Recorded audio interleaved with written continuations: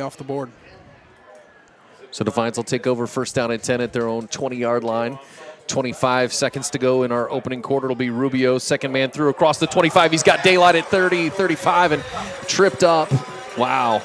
Big time touchdown saving tackle there. Caleb Bacon with that shoestring, if you will, on Abel Rubio. I think he saw daylight. And yeah, Abel was about a half a step from getting through there, and he would have been gone to the house. See if Defiance will get another playoff. 10 seconds in rolling opening quarter. They're at the line. I think they're going to let it run out. Probably going to let this one run out. You're right. We've played one here, week number 5 of the high school football season. Defiance 8, Shawnee 0. Back after this on Dctv Sports.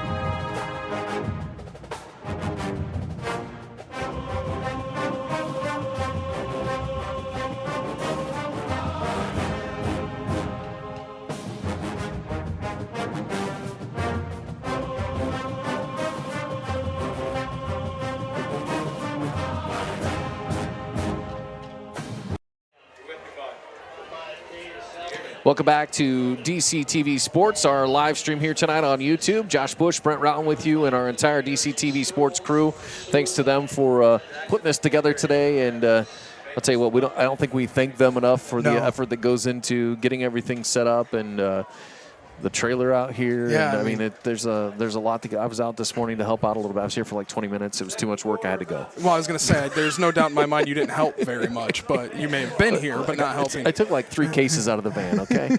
Cases of what? Cameras, apparently. Oh, okay, all right. So not what I thought they said when we get the cases out. Honestly, the setup, the entire package is really nice here. We got the trailer down there. We get up here into the booth and get a nice, good spot, overlooking everybody, kind of get in the ear of the clock operators here and there, maybe get a little influence on slow clock if we need it, quick clock if we need it. So we'll open up the second quarter. First down and 10 for the Bulldogs at their own 35-yard line. Ziffel will hand off to Wilder on first down. He'll go up the gut. Not much there as a couple of white and red shirts will push him backwards. Trying to see who comes off the bottom of that pile. It's one of their big guys, that's for sure. Big boy. Drew Eisel, 5'8", 170. Tell you what, look bigger than that from up here. Might have been Kobe Bentz, too. Yeah. Sometimes confuse my 6s and my 9s on the uniforms. Know that Second issue. and 7. Quick hitter to the near sideline. It's Wilder with it across 45, and he'll be pushed out of bounds. And I'll tell you what, how about this? Jordan Wright, the sophomore, out here pushing a block at the 45-yard line. This is the kind of stuff, and that's a hustle out of a sophomore that's getting time on Friday night. And you got to think those are the little things that coaches are seeing and getting him on the field. Yeah, you love on that play on Saturday morning when you're looking at film and coach stops the tape and says, look at this block, look at the hustle here, getting to the outside, getting us those extra 3 yards. Those kind of plays stand out, maybe not to so many people in the stands, but they do to the people that matter. So a first down and 10, almost to midfield here. And it'll be little trickery. Noah Gomez is going to throw it down the field. He's got 2 receivers down there, and Brady Borton will haul it in at the 20. Oh 2 defenders. Wow. How about that? 30. Wow. 37 and 3. 40 yards. We're trying to do that, hey, man, that's how I do it every time.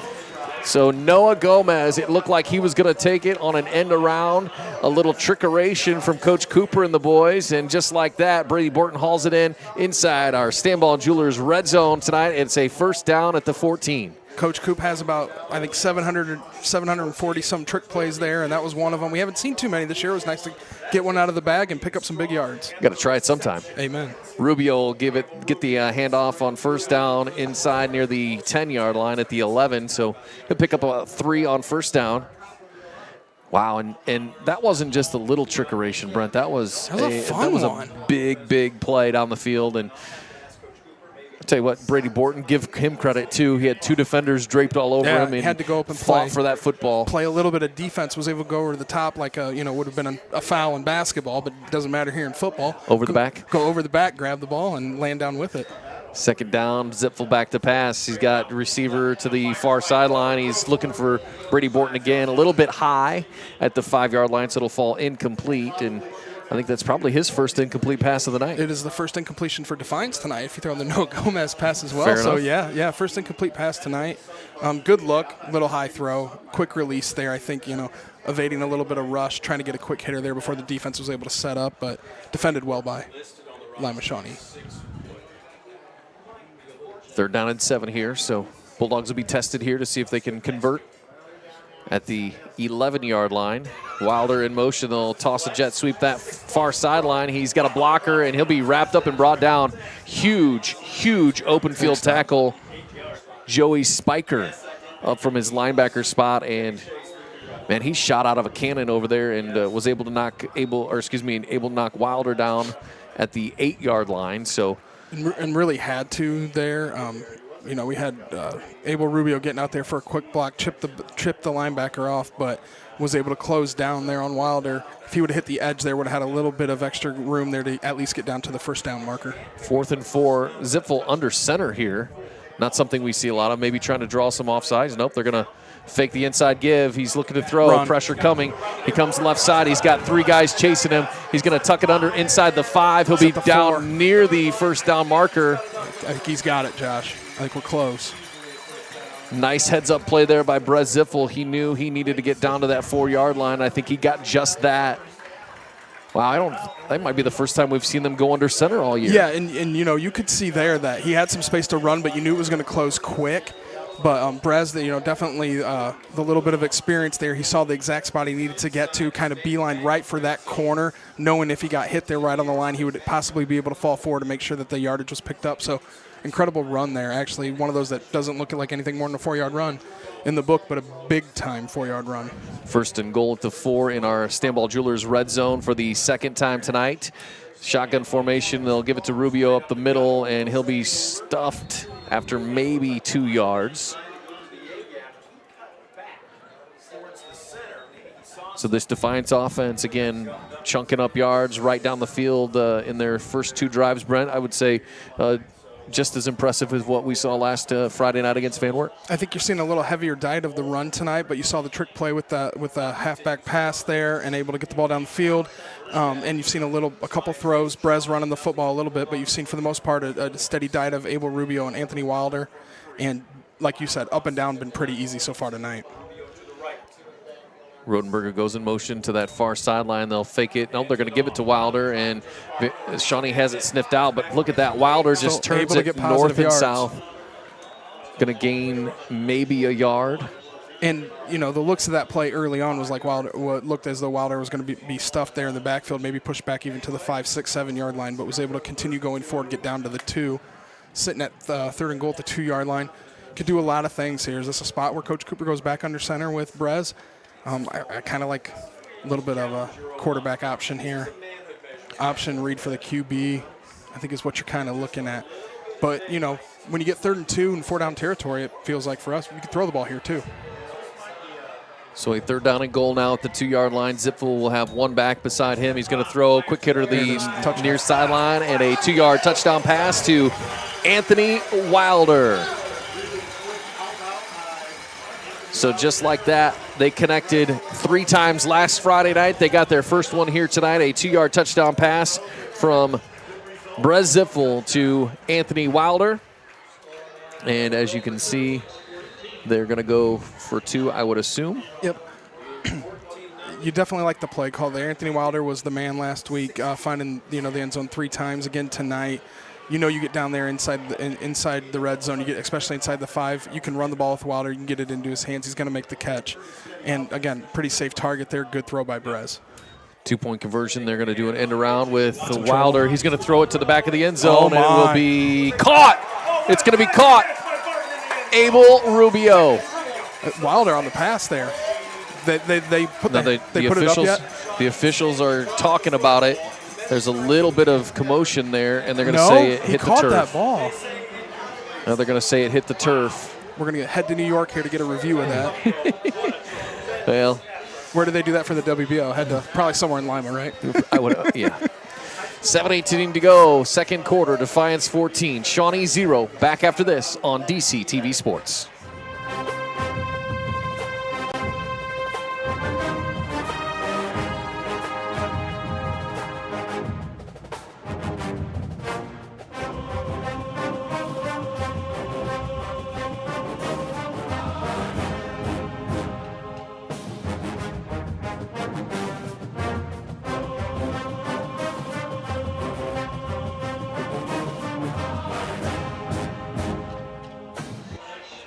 Welcome back to Fred J. Brown Stadium. Josh Bush, Brent Rao with you here, DCTV Sports. Our Mark Motes Ford scoring drive summary.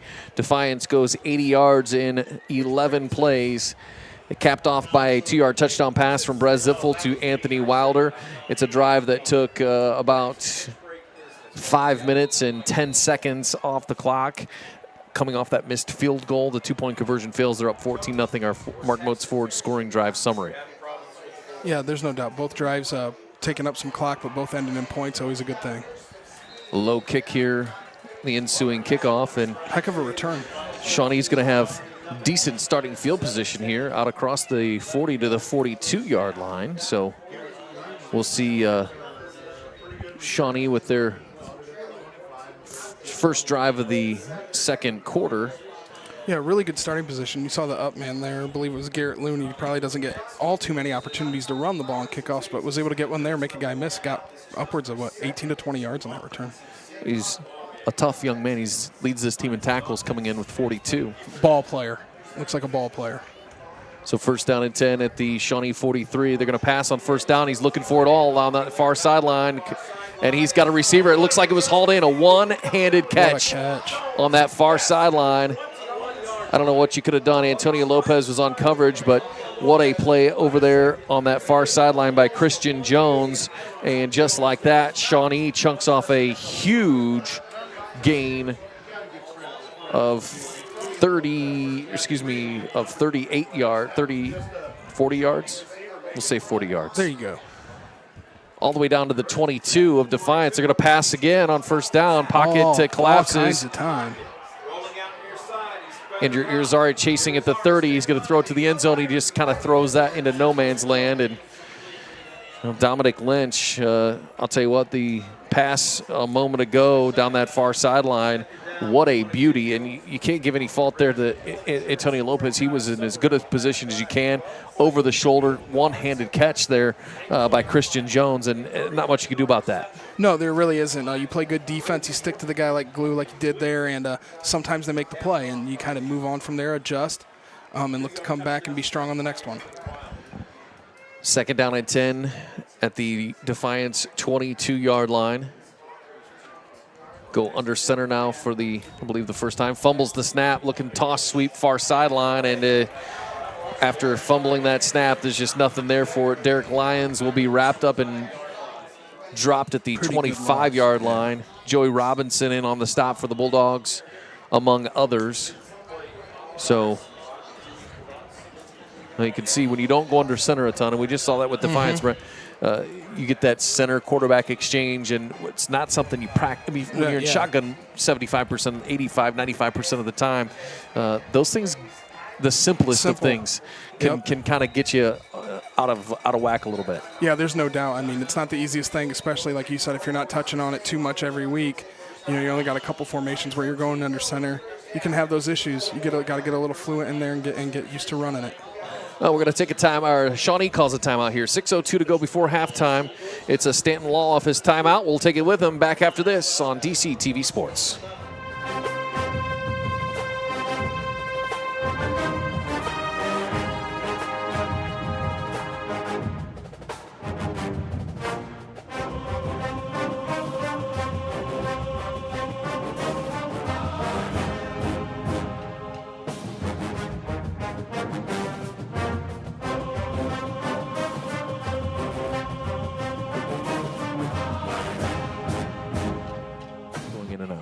Welcome back to Fred J. Brown Stadium. It's another Friday at the Fred, week number 5 of high school football. Josh Bush and Brent Routon with you here as we are halfway home here in our second quarter.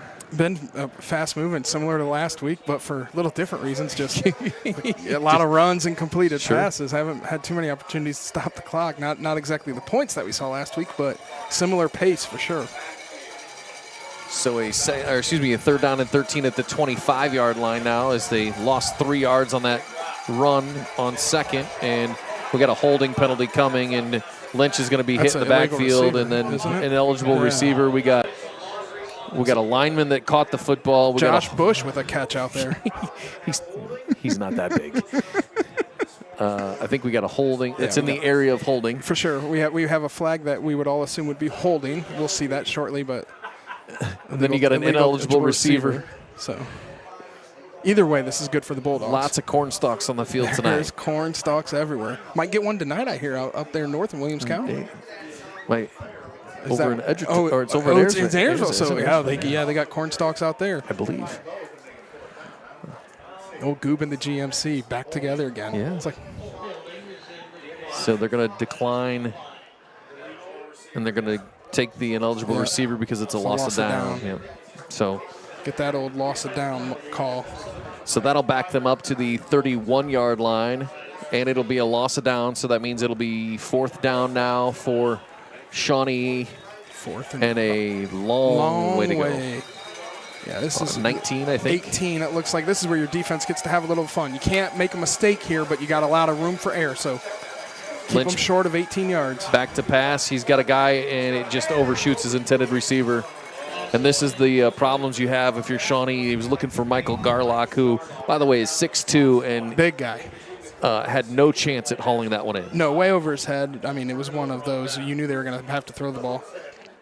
Coverage is pretty soft there. But, needed a good pass and had the big receiver there. Had some space. Don't know if even on a completion he would have got to the 1st down, but, had some space. Overthrow by a few feet.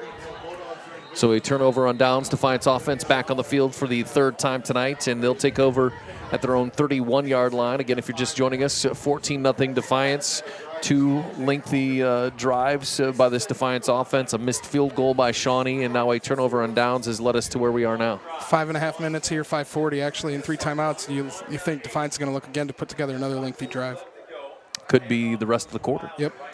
Wilder will have it on 1st down, and just swarmed by that Shawnee defense, which we knew coming in. Again, you heard Coach Cooper, if you were tuned in the pregame show, he said this might be the best defense today. And he said not taking anything away from the defenses they played so far, but could be the best defense that they have seen in this young season. And also looking at a team that's 0-4. Yeah, I mean, you look at the senior laden there on defense. They've got some young guys in the secondary, but that big front seven's pretty heavy with seniors and 1 junior. Rubio, the fake, and then Zipfel's going to hit Rodenberger across the 45, and just like that. Right there. Wow. The big tight end, Garrett Rodenberger, 6'3", 185.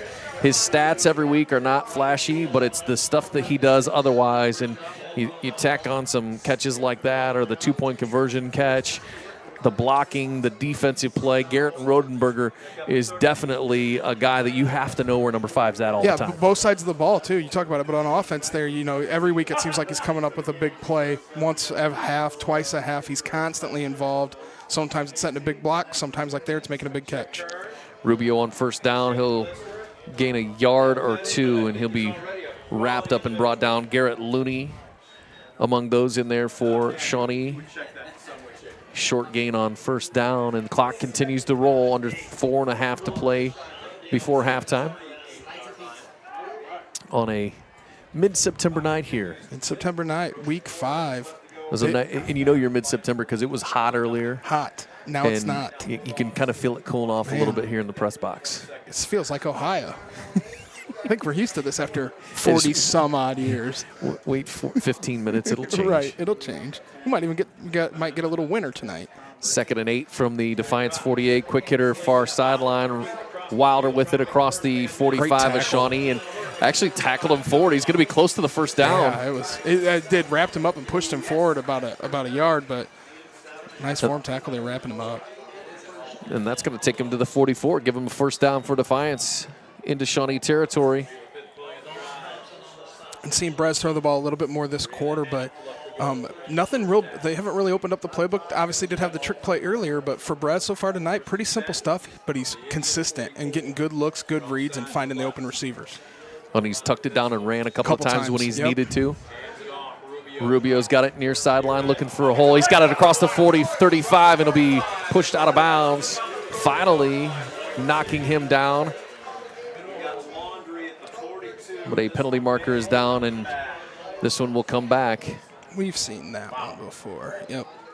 So that'll be a hold on Defiance, and you stretch that play to the sideline a little too far, Brent. And at some point, somebody's the tendency to snag a hold of a jersey kind of happens. You get that 1 full second extra than what you're used to, and you might hang on that 1 full second, and usually at that point you get caught. So that'll push it back into their own side of the field at the 48-yard line. Ziffel back to pass. He's looking to throw. He's got a wide open receiver across the Shawnee 40. Ball comes out. I think he was probably down. Rodenberger, I think, recovered either way. But yeah, TJ Kellemeyer on the reception for Defiance. Going to be close to a first down. TJ Kellemeyer with his first reception of the night. And again, Rodenberger did fall on it, but I believe he was probably going to be ruled down. We'll see. But 2nd and 3, gain of 15 there for Kellemeyer. A little draw play with Rubio. He's got the first down across the 35, inside the 30 at the 29-yard line. And you see down right at the 30. So gain of 7 and another Defiance first down, their third one of this drive. And again, you change it up a little bit, change the pace a little bit there instead of, you now got Brez throwing some really solid passes, and he kind of holds it a little bit, and then boom, Abel Rubio's just kind of hanging out there, a little delayed run. Yeah, definitely. Mixing it up here on the last couple drives has really helped them become inconsistent. Quick out pattern on the far sideline to Brady Borton. That's going to be close to Defiance first down. It's going to move them. And make it 10 yards. And right at the 20-yard line now at our Stanball Jewelers red zone. 3 drives, 3 trips inside the Stanball Jewelers red zone for this Defiance offense here tonight. And they've been able to really do what they want, Defiance has on offense. They've mixed up the run in the past. They've really mixed up, and actually maybe even been a little more pass-heavy here on the last 2 possessions, but able to pretty much do what they can at will. They've had a penalty, and that's the only real blemish so far on offense. So they first down and 10, looking to, they're going to hand it off to Rubio. Ziffel faked that throw, and I thought he was tossing it to the corner there quick, and nearing the minute-and-a-half mark, and Defiance will burn their first time out of the half. We'll take it with them. 1:31 to go before halftime. Defiance 14, Shawnee 0. It's a Stanton Law Office timeout. We'll take it with them. Back with more after this on DCTV Sports.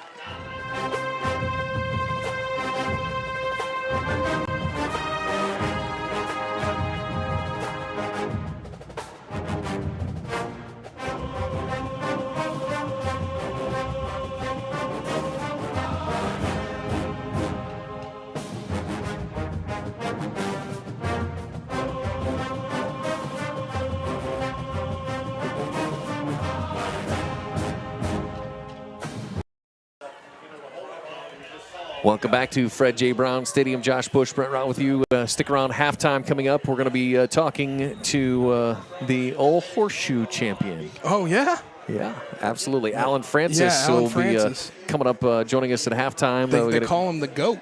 They call him the Tom Brady of horseshoe tossing. 27, I think, world championships in horseshoes. 27? I think that's the number. Don't quote me on that. I tell you what, 26 was whatever. 27's impressive. But join us for that. Coming at halftime, we'll also check in and see a little bit of the Defiance High School marching band coming up at halftime as well. 2nd and 6 at the 16, and Ziffel's going to throw it. Got Rubio out of the backfield at the 15. Makes a guy miss across the 10, and going to be close to a Defiance first down. We'll see where they're at. It's going to all be on the mark. They're marking them right at the 10, so I think we are. I think they need to get just outside the 10. Oh, that's first down, what? So that'll be a first down. And looking good.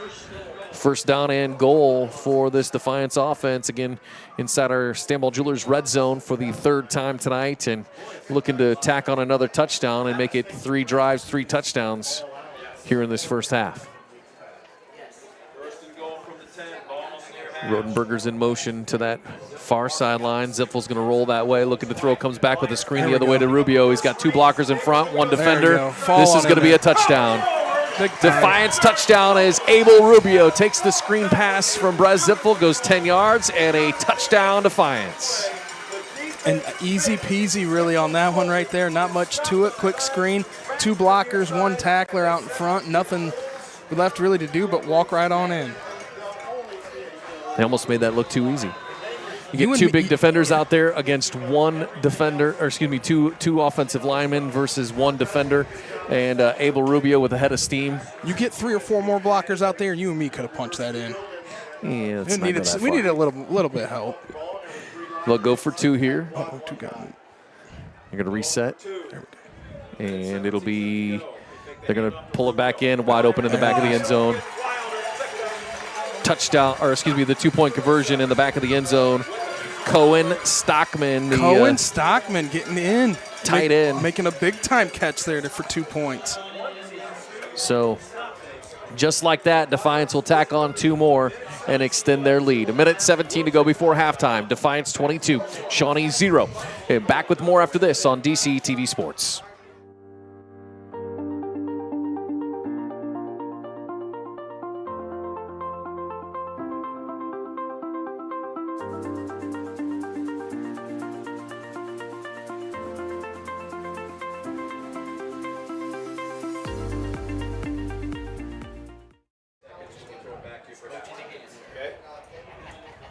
Welcome back to Fred J. Brown Stadium.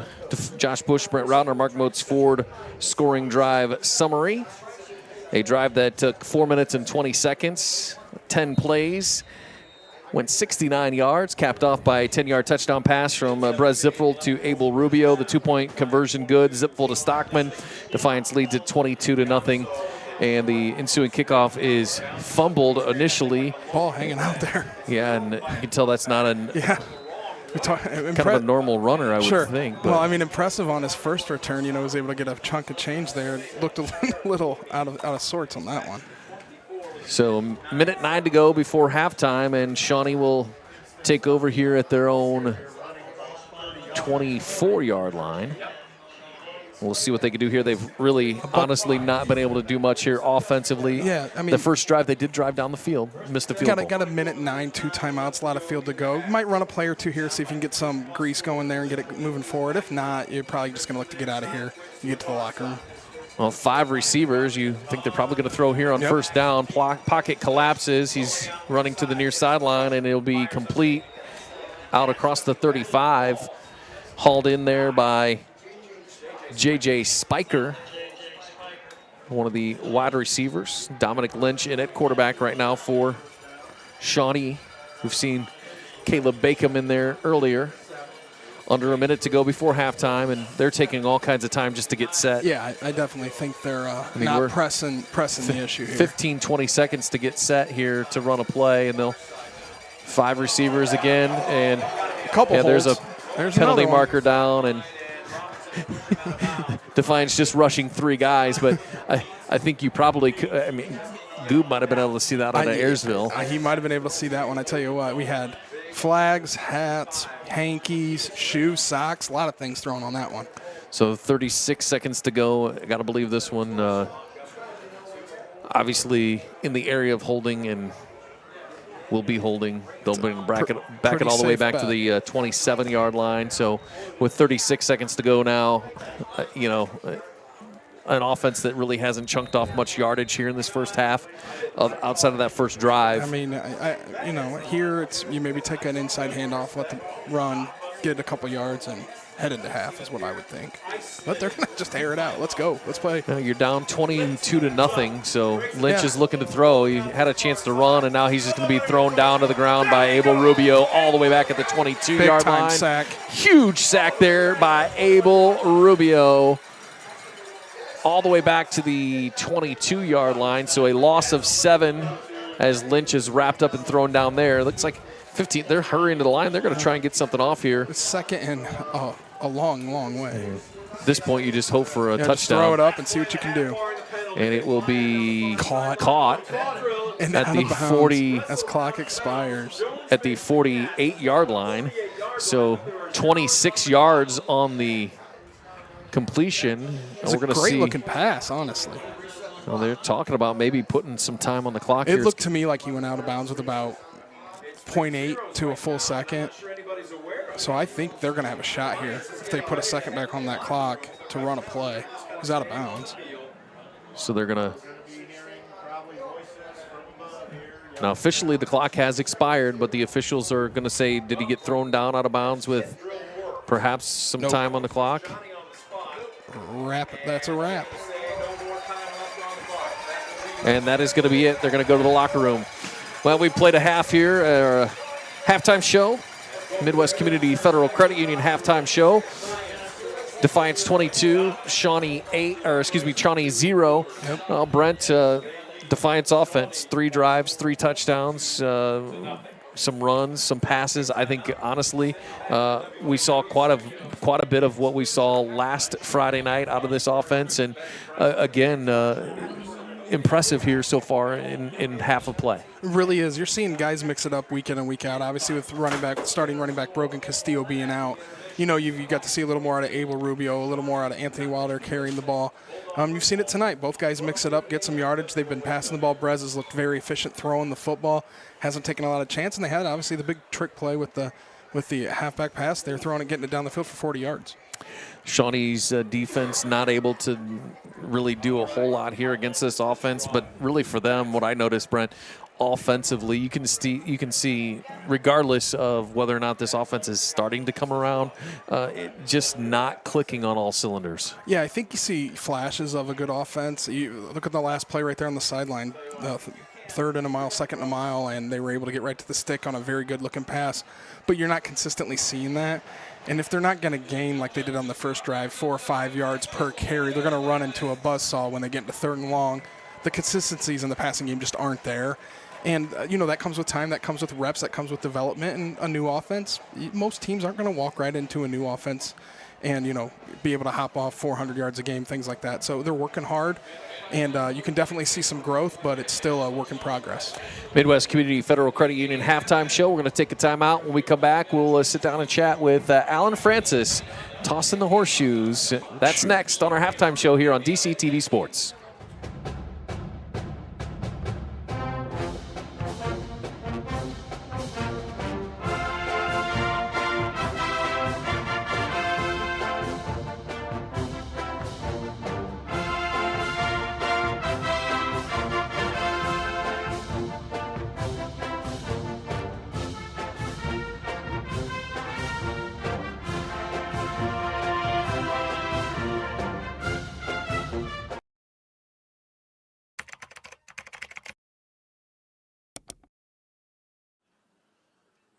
I think the reason have been successful is that I have a God-given ability.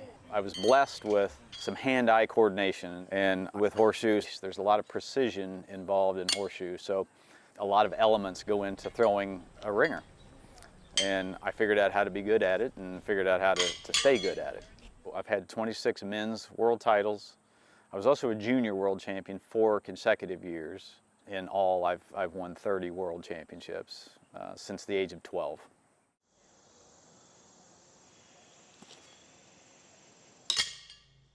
I give my dad credit, maybe my granddad credit, because he really was the instigator, I'll call him.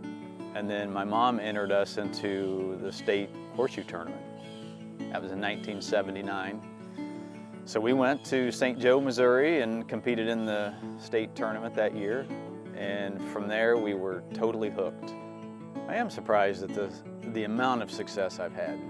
I always felt like I could be a world champion, and I remember when I was, 10 years old, saying I think I can be a world champion, and that's what I wanted to be. And then when I was 12, I got my first one, so that was a big deal. But to kind of look back and see the number of world championships I've won, never would have guessed or even thought or even dreamed that maybe I would win that many. He's a very humble pitcher, so he doesn't let the ego get involved with his competition. He knows he can be beaten at any moment, and he respects his competitors, he respects the game. I have lost several world championships. In general, probably even the years that I didn't win or wasn't world champion, I probably had the best ringer percentage. You know, so I was throwing more ringers in general than my opponents, but I just lost a couple of key games along the way. And that's just what it is. That's the way it is. And the wins wouldn't mean nearly as much without those losses. So that's the way I try to look at it. Like I said, you grow from the times that you're not the victor. You grow from those and you learn and you become better. Everything I do with horseshoe seems to be geared around preparing for the world tournament and world championship. The local tournaments that we have here in Ohio that we travel to, that's the best way for me to prepare is, you know, I practice at home, but that alone doesn't prepare me for that. It's the small tournaments that I go to that has pretty good competition. That's what gets me prepared for the world championship.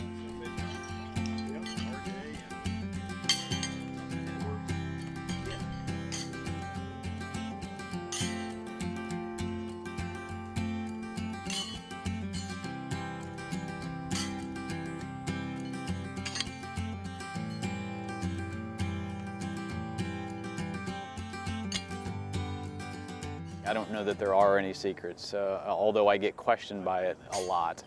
You know, what's your technique? What's the most important thing that you do that makes you good? I talk about balance a lot. I think that's key to being precise, is the balance that you maintain throughout your pitch. You've got all aspects, you've got downswing, you've got upswing, you've got how big is your step, and just putting all of that together as a kind of a fluid motion is really what you have to strive for. I've just been blessed to have people around me that I could continue to play and enjoy the sport. I've had jobs that have allowed me to travel, time off. And then I was blessed with a wife who came from a horseshoe pitching family. I mean, it doesn't get any better than that either, because she enjoys it right along with me. It's not a chore for me to have to do. She encourages me and travels with me, and actually I probably wouldn't play as much as I do if not for her. Alan has this uncanny way of being able to get in the zone. When people ask him, what do you think about when you're pitching? He says, I think about making a ringer. What else are you thinking about? Nothing. Well, ringer percentage, that's kind of how you gauge how good you are. You gauge it by wins, tournament wins, victories. But in general, horseshoe pitchers talk about their ringer percentage. When I think of 90%, I think of the world tournaments that I've averaged 90%. To throw a game of 90% for a horseshoe pitcher, I mean, that's like a game of a lifetime. But for me to look back and think that I averaged for a whole tournament, for a 3-day event, 15 games, 20 games, whatever it was, and to average 90% for all of that, I'm very proud of that. Because that had never been done at the World Tournament in the history of horseshoe, never been done. And I did it for the first time in 2009. And then I thought that's...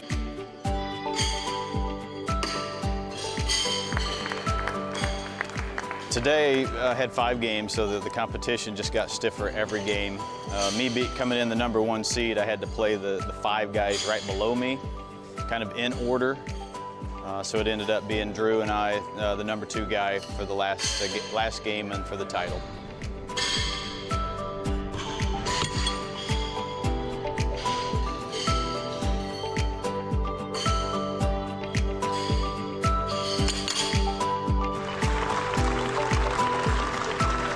We'll finish up here with a perfect record of 15-0, a ringer percent of 85.56.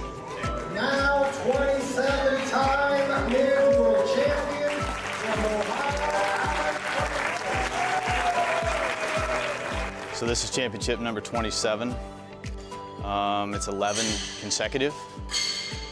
So that's a new world record. They're both new world records. You know, it never gets old. People ask me that. After so many, does it get old? It never gets old. As a competitor, I always want to win. I always think I can do a little better than I did the last time. And I got a whole crop of younger guys coming up that are really getting good. So I'm going to try to hold them off as long as I can. They'll get me eventually, but for now, I still have what it takes, I think, to be world champion.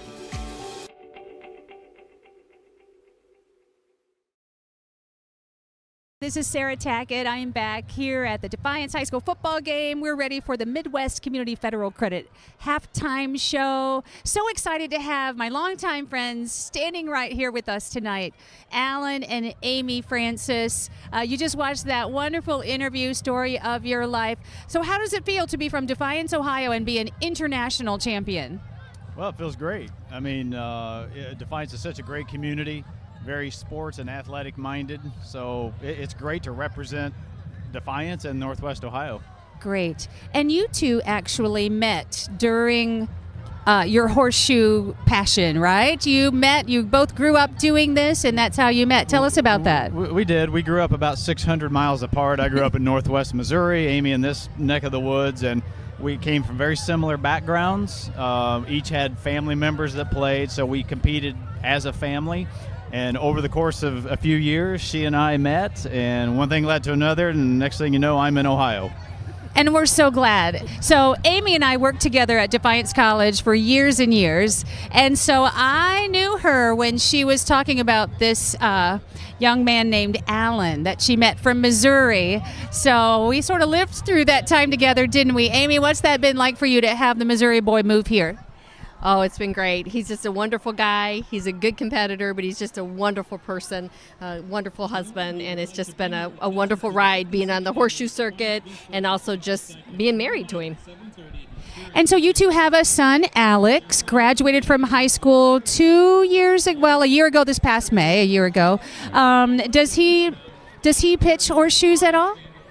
Not for the last couple of years. He did compete in the junior division for several years, actually, and he sort of liked it, but we could tell he wasn't really hooked, and I don't think he's going to continue with horseshoe. So maybe one day, but I have my doubts. Sure. But I'm sure he's a big supporter of both of you, because Amy, you've been 6th in the world for years and years, and you've been an international champion 20. Yeah, I've been world champion 27 times. Yes. I just won my 27th this past July. Amy has been runner-up to the world champion 3 different times, in the top 5, 10 or 12 times. So she's a tremendous pitcher. Absolutely. How does that, come on, we've been friends a long time. How does that make you feel, kiddo? Oh, that's great. But, I still want number 1. That's our goal, is to both be number 1 the same year, and he's giving me a lot of opportunities. That's great that you can continue to do this together, not only your families, but now that you have your own family, you've been able to do that for, 27 years? You've been married now. That's exciting. How many tournaments do you do in a year, and then when is your next one? We average about 10 a year, I would say, but that really encompasses a 4-month span, basically. And we're actually done for the season this year. No more tournaments on the schedule for this year, but next spring we'll be ready. Starting in May, typically, is when we start our tournaments. Do they tend to be in the same community, or do you travel different places every year? They're mostly in Ohio, I would say our tournaments are, but next year our World Championships are in Washington, the state of Washington. So a long way away, and we're already planning our trip. Oh, you should. A lot of beautiful things to see out there in Seattle. Do you give lessons to people on how to become a horseshoe pitcher? No, he does not. I do. You do. Amy does. Yeah, I don't give professional lessons, but I give tips to different people. Alan's so good, it just comes so natural. He's not a very good coach. Okay. Well, if anybody would like to learn more about horseshoe pitching, jump on the YouTube channel here for Defiance, Dctv Defiance. We can watch that replay of your interview with WBGU. Thanks so much for being with us tonight. Congratulations on all your success. All of Defiance is behind you, and we're pulling for you for number 28. Thank you, Sarah. You're Appreciate welcome. Thanks for being with us. I'm going to send you back up top now. Thanks so much.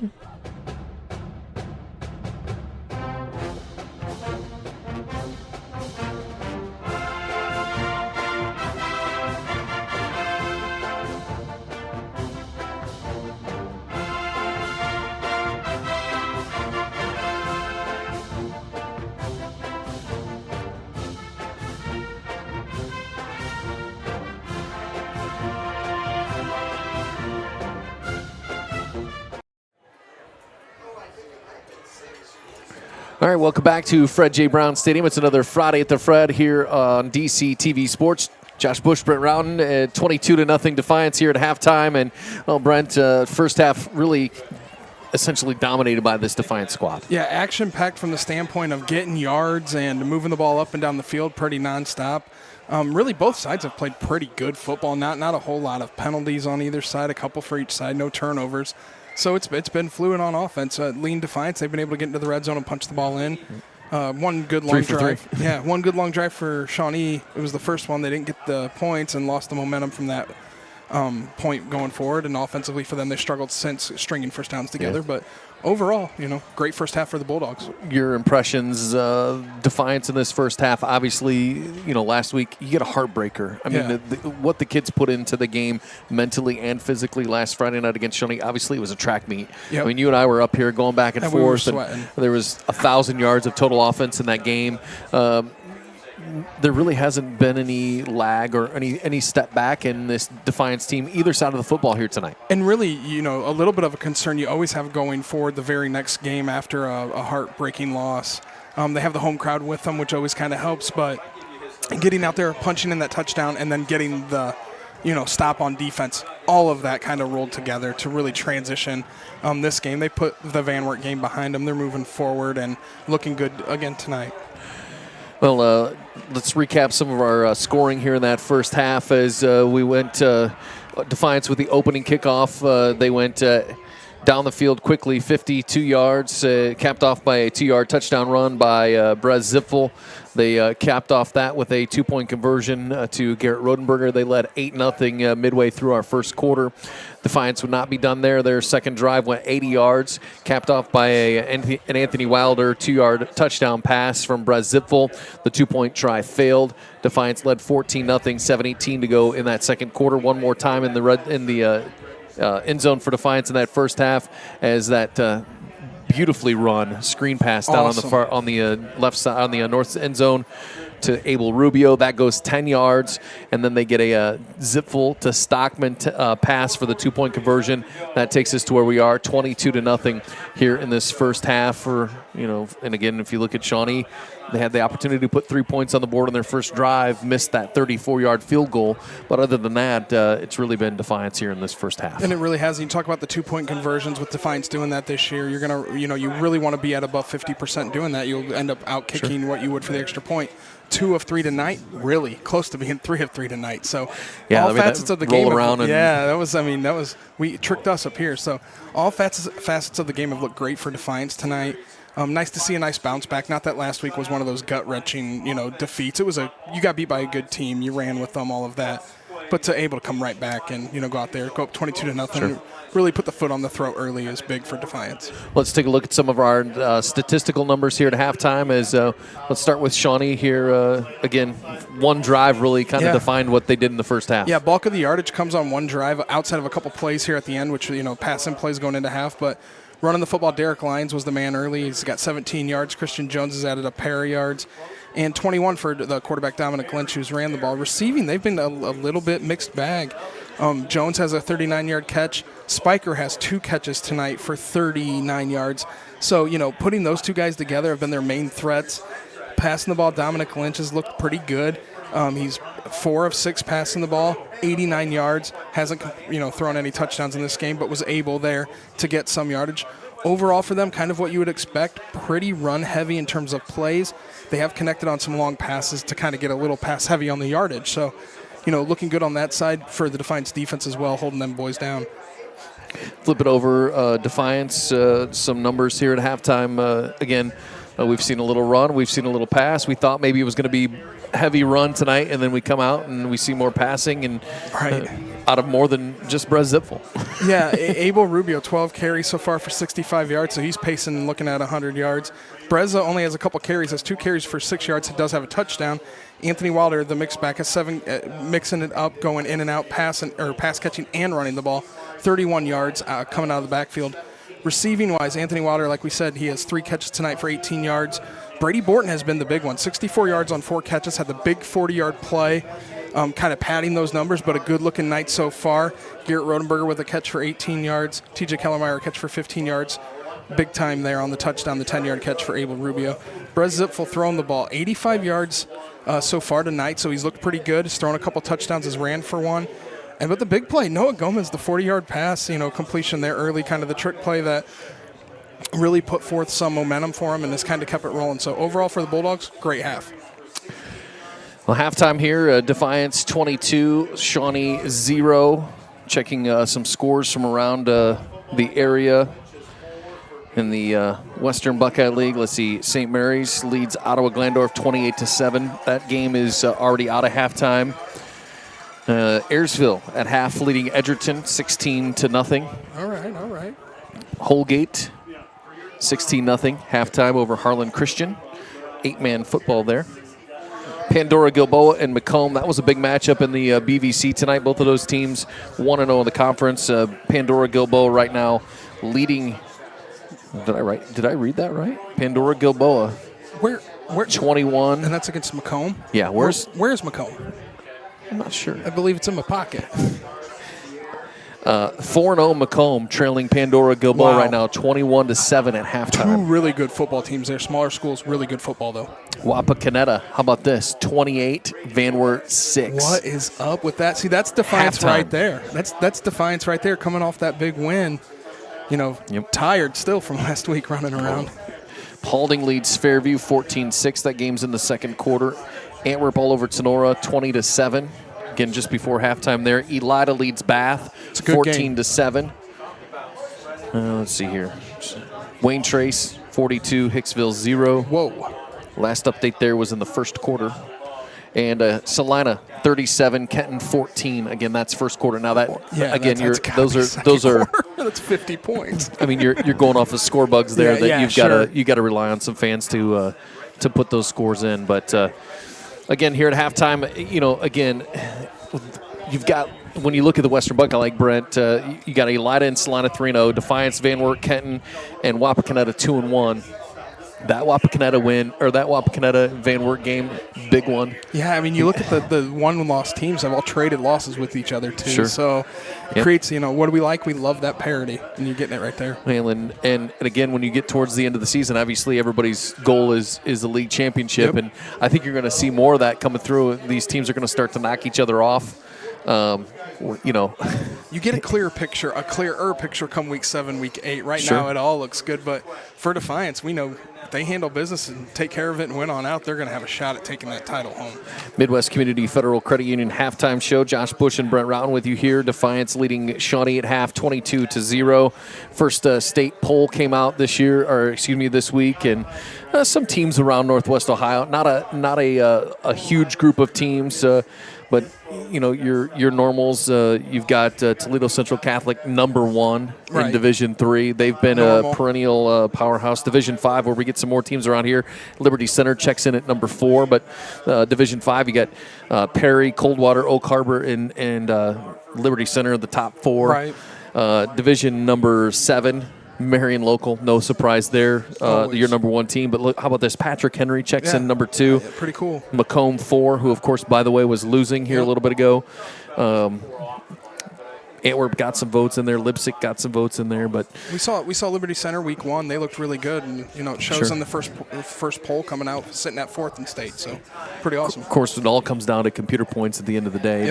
And we'll start to pay a little more attention to that in the next couple of weeks.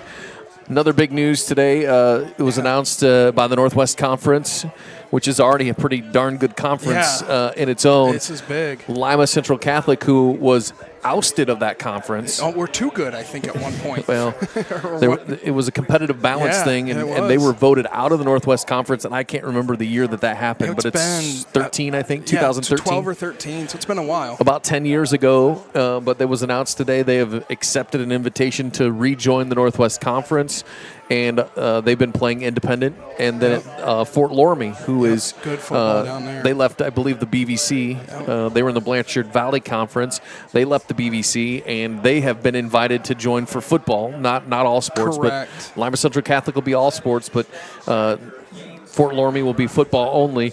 That's a conference, and they were playing independent after leaving the BVC. So this is a conference that is already good, and you're getting a couple of teams. Fort Loramie's been a heavy playoff team for the last couple of years, and now you throw Lima Central Catholic into that Northwest Conference, and you got teams in there. These are perennial powerhouse teams that are going to make a huge impact in that league. You get those schools; they're smaller schools, but they play down in that central part of Ohio. And it seems like you get every 5-10 miles a little school that's really good at football. Sure. So, if you're Fort Loramie down there, we talk about them. We've seen them for years coming up here playing Northwest Ohio teams. You look at them and say, they got decent numbers. Nothing, boom, come out and play great football. So, and obviously Lima Central Catholic, always good. So, yeah.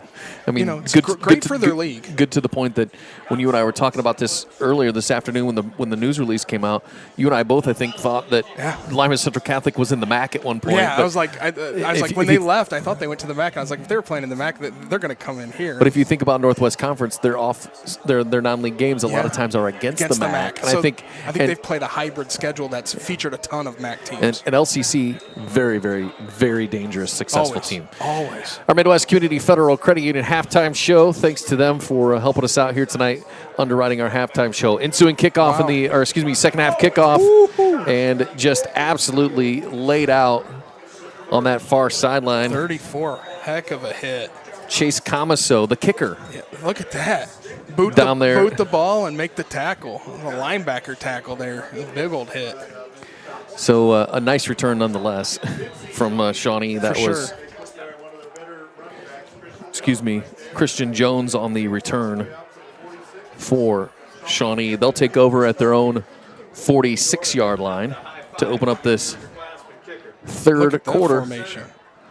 I formation. They're going to run it to this near sideline, and Derek Lyons, his first carry of the second half, it'll be a gain of 2. Old school football there, little I formation, and we don't see that much these days, you know it? That's kind of going back to what they've done the last few years. For sure. Their head coach left kind of unexpectedly over the summer. For sure. And I'm drawing a blank on where he went. Away. He went away. He did. He left for Hardin Northern, Lions runs to the far sideline. Good pursuit by the Defiance defense. They're going to knock him back. He's going to lose. He gained 2 on first down. He lost 3 on second down. Yeah, so, backs him right up, gets into third and long, and you get into the passing down, which, we've seen tonight, especially when it's been third and long and been, forced. Predictable passing play. They haven't looked the best, but have put together a couple really good throws. So you got to stay on top of things. Make sure you mark the quarterback still in that I formation. We'll see what they do here. So a long 3rd and 11. They're going to fake the handoff, looking to throw downfield. It's a high arcing pass, and it's over the top of everybody. Looked like he was looking for Hunter Rapp, the tight end. It falls incomplete. You get a nice play action look there, and tell you what, it's good looking ball out of the hand, just overthrew it. We do have a penalty here. It looks like a hold penalty. It's going to be declined. It's going to bring up 4th down here, and I think you're going to see the old punt team. So to be clear, Jerry Cooper, after 5 years at Shawnee, left to go to Division 7 Hardin Northern. Well, there you from go. A D3 to a D7. Hey. After 5 years. So Mike Lewis, one of the longtime assistants, is there now head coach, and doing a nice job here with this team. Josh, we've seen a lot of teams, 0-4 teams, 0-3 teams, whatever, all of those. This is one of the better looking ones. Oh, boy, here we go. First punt of the night, and all kinds of pressure. They're just going to throw it. It's going to be great field position. Going to be a pass, and yeah, I tell you what. Honestly, it ends up being a turnover on downs, but essentially what happened there was the pressure from the Defiance defense forced him to just basically kind of throw that football away. Yeah, and they made a little bit of something out of not a whole lot there. When that was, I believe, 6 was Looney on the pass. So, able to get something and get some yardage. Not exactly what you want to do there, but you pushed them on that side of midfield for a botched play. You take that. Sure. And then if you're on the Defiance side, anytime you can start out near midfield, you love that. So, good start for the Bulldogs. Get the stop on defense and get great field position here to start. So at their own 49-yard line, 10:30 to go, third quarter. Josh Bush, Brent Rowell with you here, Dctv Sports. Thanks to those of you joining us live on YouTube tonight. 3 for 3 on drives for touchdowns in the first half. They open it up looking to throw here. Nowhere to go with it. Bresl's scramble to the near sideline, and he'll just toss it out of bounds. Heads up play there by that young man, and realizing all kinds of pressure. Well, we do have a penalty flag on that far sideline. Looks like an ineligible receiver downfield. So, yeah, maybe held it a little long. Got the guys going down the field there, but Brez made a conscious decision there once the pocket broke to roll out and get rid of the football. Not looking to make something out of nothing there, which is could force a turnover, could force a bad pass. Makes the smart play. Penalty, of course, is going to affect that a little bit though. So, wipe it off, back it up 5 yards. So first down at 15 now at the 44-yard line. Backwards on the opening drive here. Don't like that. And they'll hand it off on 1st and 15. This is Wilder with it across midfield. He'll get that 5 yards and maybe a couple more after that. I'll tell you what I see out of Abel Rubio when he runs out of the backfield, Brent, is he likes to get to the corner, but then when he sees daylight, he is so quick to turn it north and south, and boom, through the hole he goes. Yeah, and definitely. And I love seeing any time where you can even take a safe play and hit forward for 4, 5, 6 yards.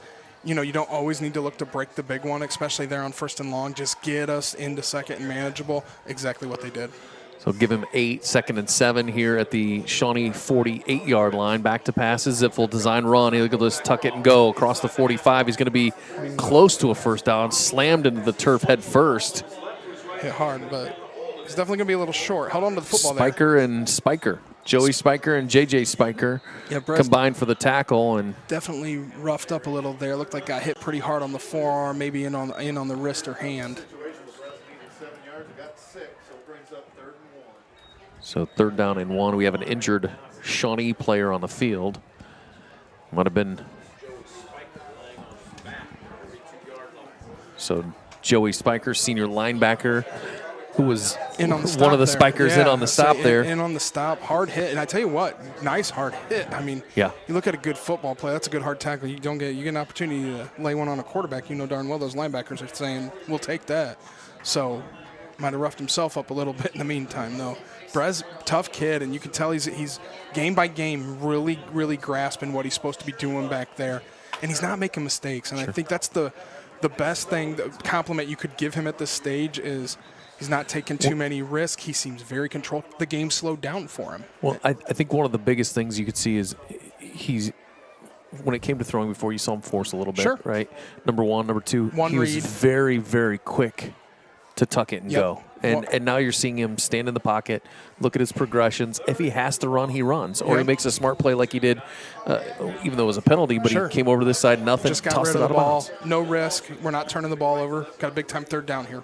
3rd and 1 at the 42-yard line. Rodenberger in motion. Got 2 backs in the backfield with Brez Zipfel, and they'll hand it off right up the middle. It goes to Abel Rubio. And I'll tell you what, if you need a yard, you're pretty much guaranteed that Abel Rubio is going to get you that yard. It looks like it, doesn't it? Every time it just looks like a pretty easy pickup.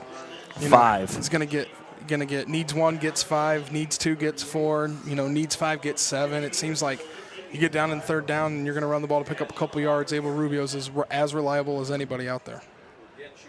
Clock continues to roll here, 3rd quarter, 22-0. Defiance on top of Shawnee. Back to passes, Ziffel. Nothing there, looks to tuck it down and go. He eludes a couple of tackles across the 35, and he'll be pushed out of bounds on that far sideline. Nice pursuit there by the Shawnee defense, but heads up play there by Ziffel. Realized that pocket was collapsing, took it, and then made a nifty move over there across to gain about 5 yards on that 1st down. Tell you what, hits the edge, gets a really good angle there to get positive yards. We've said it all night. They're making the right plays to get down into. If they're not going to bust off a 60-yard run on every play. So when you're able to get 3, 4, 5, it sets up really well for the next play. Under 9 to go, 3rd quarter, and we got a penalty marker and a false start against Defiance. So 2nd and 5, now going to be 2nd and 10. And we've seen a couple of these. I would say a couple of these penalties early on in the 3rd quarter, and this is going to be a cause for headache on this sideline over here. Yeah, it is, and you get Coach Coop down there. Definitely not a big fan of those penalties at all. So, he gets that Coach Coop face, on the sideline. You could be up 50 points. He'll have the same face. He's never happy. So It's nice to have he does have a reason now to not be happy at least. So 2nd and 10 now, back at the 38-yard line. Shotgun formation again. And they'll just come left side. Anthony Wilder's got space. He's trying to make a man miss, but a nice open field tackle on this near sideline. Second time, got a little bit there. Maybe 2. Chase DePalma, sophomore for Shawnee, able to bring Anthony Wilder down. Again, that's not really an easy task sometimes with Anthony Wilder. No, and especially when he gets moving. If he gets a little bit of time like he did there to get those legs churning, he's a strong kid, and he's going to find a way to get you the yardage you need there. Got a couple, brings up 3rd and 8. 3rd and 8. Back to pass. Ziffel looking far sideline and in and out of the hands. His intended receiver just not able to haul it in. Anthony Wilder on that far sideline, and it was a little bit low, Brent, but just kind of fingertips. A little bit back on the hip pocket. Anthony Wilder maybe looked like he was turning upfield there about a half second before he had corralled the football. So you see those things very, very common. They happen, and just trying to make a play there brings up 4th and 8. It's a spot here where you're kind of outside of punt range. We obviously know field goal opportunity is not going to be here. So you got to think on under 10 yards here. They may go for this. So 4th down and 8, and the offense stays on the field. 4 receivers set for Ziffel, looking to come near sideline. Got a wide open receiver. Beautifully run route there by T.J. Kellemeyer, and it's going to be enough for a Defiance 1st down. And you see it right there, Josh. You knew exactly what they needed to get. Needed 8. Looks like what they got, about 11, 12. So, nice pickup there. Beautiful. T.J. Kellemeyer came out of that little out pattern, and you could see him just kind of put on the brakes, make a left turn, ball's there. And I tell you what, you can tell that's been rehearsed. The timing was pretty impeccable on that play. 1st down at the 23 now. They'll give it inside to Rubio. He's going to be just absolutely drilled. Ooh. Bounced right back up, but, man, took a lick. Huge hit up the middle there. Drew Eisel, one of those linebackers for Shawnee, and they'll give him a gain of, I think, 6 inside our Stanball Jewelers red zone for the first time in the second half. Abel Rubio bounced right back up after getting just absolutely smoked. Tough kid.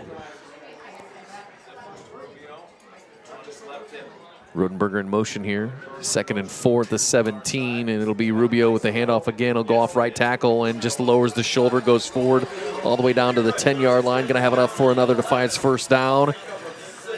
And it's going to be at the 11. So not quite 1st and goal. Just eclipsed 80 yards, sitting at 82 for Abel Rubio. So well on his way to a possible 100-yard game here tonight. So 1st down and 10, they can get a 1st down at the 1 inside our Stanball Jewelers red zone here tonight. First time in the 3rd quarter for this Defiance offense on their first possession of the 3rd quarter. So far tonight, perfect. So far getting in the red zone. Let's see if they can finish off drives perfect. Hasn't been the prettiest of drives out of their drives tonight. Ziffel will keep it on 1st down. He's looking to run. He reverses field. And he'll get about 5 down to the 6-yard line. Just we laugh a little step too slow. Like you could see he had space, but caught right at the end. We kind of chuckle up here because he was going left, and then it was like parallel around it. He ran about 20 yards to gain 5. So hey, trying to get that angle, trying to get that spot. You could tell the vision was there. He was looking for any opening to dive forward towards that goal line. Just it didn't open up for him, but still able to get 5. Brings up 2nd and 5 from the from the 6-yard line. Rubio will have it. He'll go off right tackle. He's going to gain about 2. It's an interesting spot here. So it'll bring up a 3rd down. They can get a 1st down at the 1-yard line. It looks like they're going to put it down at the 4, so it'll be 3rd down and 3. 4 yards to go for the touchdown. So, obviously they're not going to kick a field goal. No chance of that. Just interesting you could run the ball very easily here. Usually you get 3rd down and goal right at the line. You're even looking at possibly throwing. Look at Shawnee now. They're stacking this box pretty heavy here. You got man-to-man coverage on this near sideline. Brez will roll that way. He's got receivers coming this way, and he's going to find the back of the end zone and a touchdown. Touchdown Bulldogs. Brady Borton. What a game tonight. What a 4-yard touchdown pass to Brady Borton, and the Bulldogs stay perfect. It's a Premier Bank touchdown. Tack on 6 more for the Bulldogs, 28-0. And they'll see where the 2-point try is going to go here. A drive that went 51 yards. Third touchdown pass, 2 tonight for Brez. He has 1 running on the ground and 3 through the air, so a great game again tonight. You're going to fake the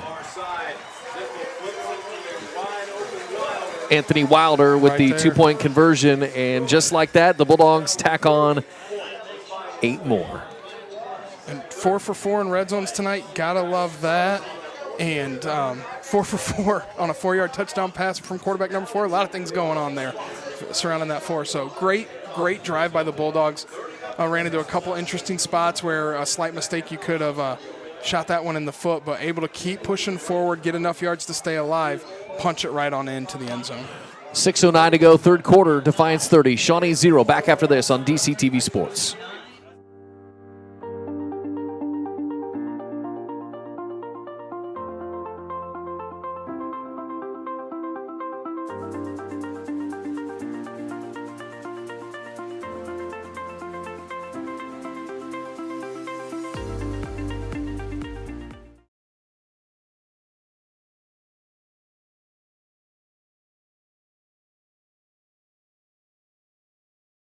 What's forward scoring drive summary. It was 13 plays, capped off by a 4-yard touchdown pass from Brez Ziffel to Brady Borton. The drive goes 4.5 minutes and 51 yards, and the Bulldogs take a 30-0 lead. That's your Mark Modes Ford scoring drive summary. Ensuing kickoff returned into great field position here for Shawnee. Trying to see who that was. That was Christian Jones on the return. And Yeah, he's definitely electric, Christian Jones. He's touched the ball a couple times tonight, and he's been able to get some big yardage. he's a very, very good returner.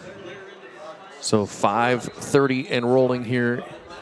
Shawnee will take over at the Defiance 40-yard line. And as you said, Josh, with the running clock, Shawnee, if they would score here, they would shut that running clock off. It isn't now continues forward regardless. It is, if that score does drift underneath 30 points in the second half, they will stop the running clock. so I think the clock actually ran the entire. Yeah, it was 5:45. So the clock does stop on change of possession, timeouts, injuries, things like There's that. A couple things, very, very few things. But So- once they wand it and get it going like they did right there, Yep. now we're playing incomplete passes, things like that, keep the clock running. Out of bounds, yeah, it doesn't Yep. stop the clock. Looking for it all here on first down the far sideline, and great coverage on that far sideline and some extracurricular activities. And I'll tell you what, We know who was down there. covering. Antonio Lopez, Yeah, we know. but Hunter Rapp, Little hand fighting there. Hunter Rapp's lucky he didn't get 15 Yeah, yards. he did very much. Pushing and shoving out of And bounds. Hunter Rapp ain't a small guy. I mean, Antonio Lopez, though, sticking right on that coverage like he does out there and just making nothing easy. And that's what we love about him, and the aggressive play on the edges there. Nothing comes easy, tends to stick on. Good defensive play right there. So it falls incomplete, 2nd and 10 for Shawnee. 4 receiver set, trips to this near sideline, and they'll give it inside to Lyons. He'll run it maybe back to the line of scrimmage. Nothing really going there for Derek Lyons, the 6', 185 senior linebacker. Derek Lyons had come in with a pretty good, stat line this year, but 16 yards just tonight. All he has been able to get on the ground in 8 carries.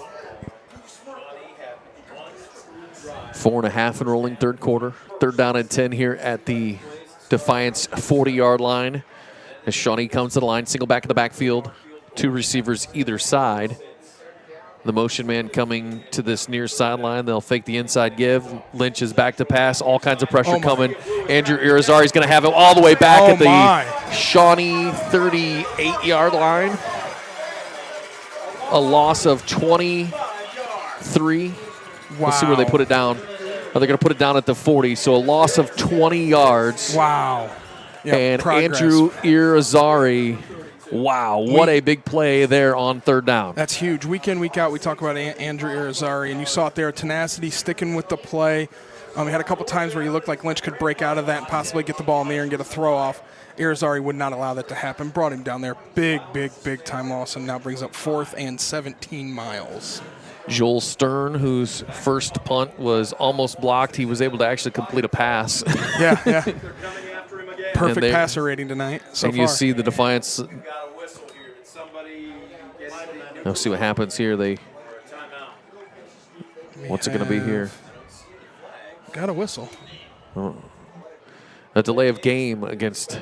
Okay. So Shawnee took too much time there. And I'll be honest with you, the way Defiance was loading that front line, you can see they're coming after it again. Sure. Obviously something that the coaches saw on film that they maybe have a chance to get through. They almost blocked the first one, forced them to kind of throw They've got the house coming here. No, they don't send too much. They kind of big booming punt. Lopez will let it go at the bit. 30, and it will go out of bounds somewhere around the 25. Somewhere in that neighborhood.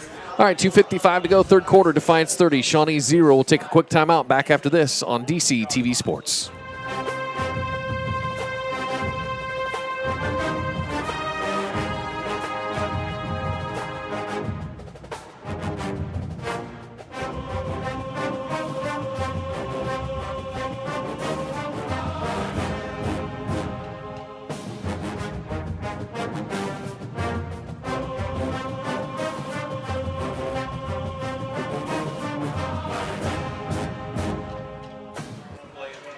Welcome back. Another Friday at the Fred. Defiance in control here, 30-0 over Shawnee.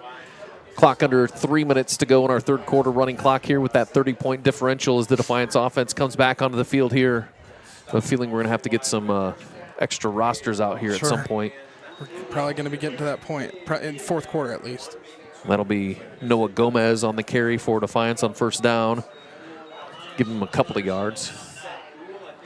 Up to the 26-yard line. This is when it gets tough. Then we have to start reading. Yeah, you get used to the same 5 or 6 guys. There's no doubt. They don't make it on my charts. Right. So Defiance looking, as of right now, Brent, 4 drives, 4 touchdowns. This is drive number 5. Noah Gomez will have it again across the line of scrimmage, maybe a couple of yards. Not much going there. Obviously, maybe giving Abel Rubio a little bit of a break, playing both ways, and has been a real workhorse tonight for this Defiance offense. I tell you what, Noah Gomez in there, dual threat, running the football and throwing the football. We saw that earlier, so maybe break that play back out here and let him get the ball down the field a little bit. But no, you're definitely right. Switching up, keeping guys fresh, it's a big part. Number 1, keeps them healthy. Number 2, just get a little more experience for that depth. Clock continues to roll here under a minute 30. Play clock is at 9. Defiance going to have to get a play off here. They might be forced to use the timeout, and I think that's what Coach Cooper's going to do. So timeout on the field. It's a Stanton Law Firm timeout. We'll take it with them. Defiance 30, Shawnee nothing. Back after this on DCTV Sports.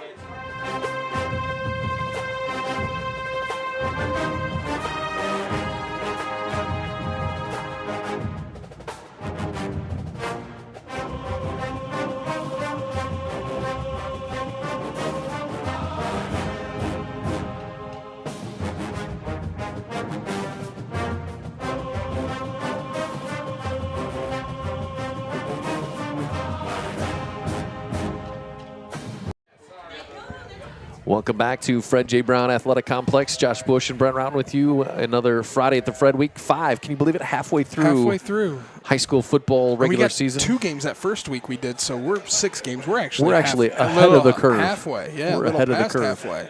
Not very often we can say that about Look ourselves. at the Defiance's schedule, though. 4 of the first 5 games at home. Yeah. Then they get 4 of their last 5 games on the road, so it doesn't get easier, even though they've played some pretty good teams. Including a trip to Kenton next Friday. That's right. That's a short drive. Down there to Kenton, old couple hours. Third down and 7 at the 28. Big third down here for the Defiance offense. You'd love to keep the ball, keep things moving along. Brez back to pass. Pressure coming. He's going to roll to the near sideline. He's got a receiver open near the 40. There we go. He's going to have enough for the first down. That's Jordan Wright with it across the 40. And more extracurriculars. I will tell you this. That's one thing I can say I'm not impressed with Shawnee. That's the second time tonight that we've seen a couple of little jabs. It's football, man. I tell you is. what, it's football. So, you're going to get a little bit of that here and there. A little extra there. Nobody likes getting their teeth kicked in. And you got the foot on the throat for the Defiance now, and Shawnee is definitely starting to feel it. So nice pickup there. The sophomore Jordan Wright getting into the passing game here tonight. 30 seconds and rolling, third quarter, first down at 10 now at the 42-yard line. And they'll hand it off near sideline. Andrew Irizarry with the ball on first down. So Andrew Irizarry checking into that backfield for Defiance. Right. So give him 3 yards, and that will bring our third quarter to a close. Defiance in total control here tonight over Shawnee in this Western Buckeye League matchup. Bulldogs 30, Shawnee 0. Fourth quarter next on Dctv Sports.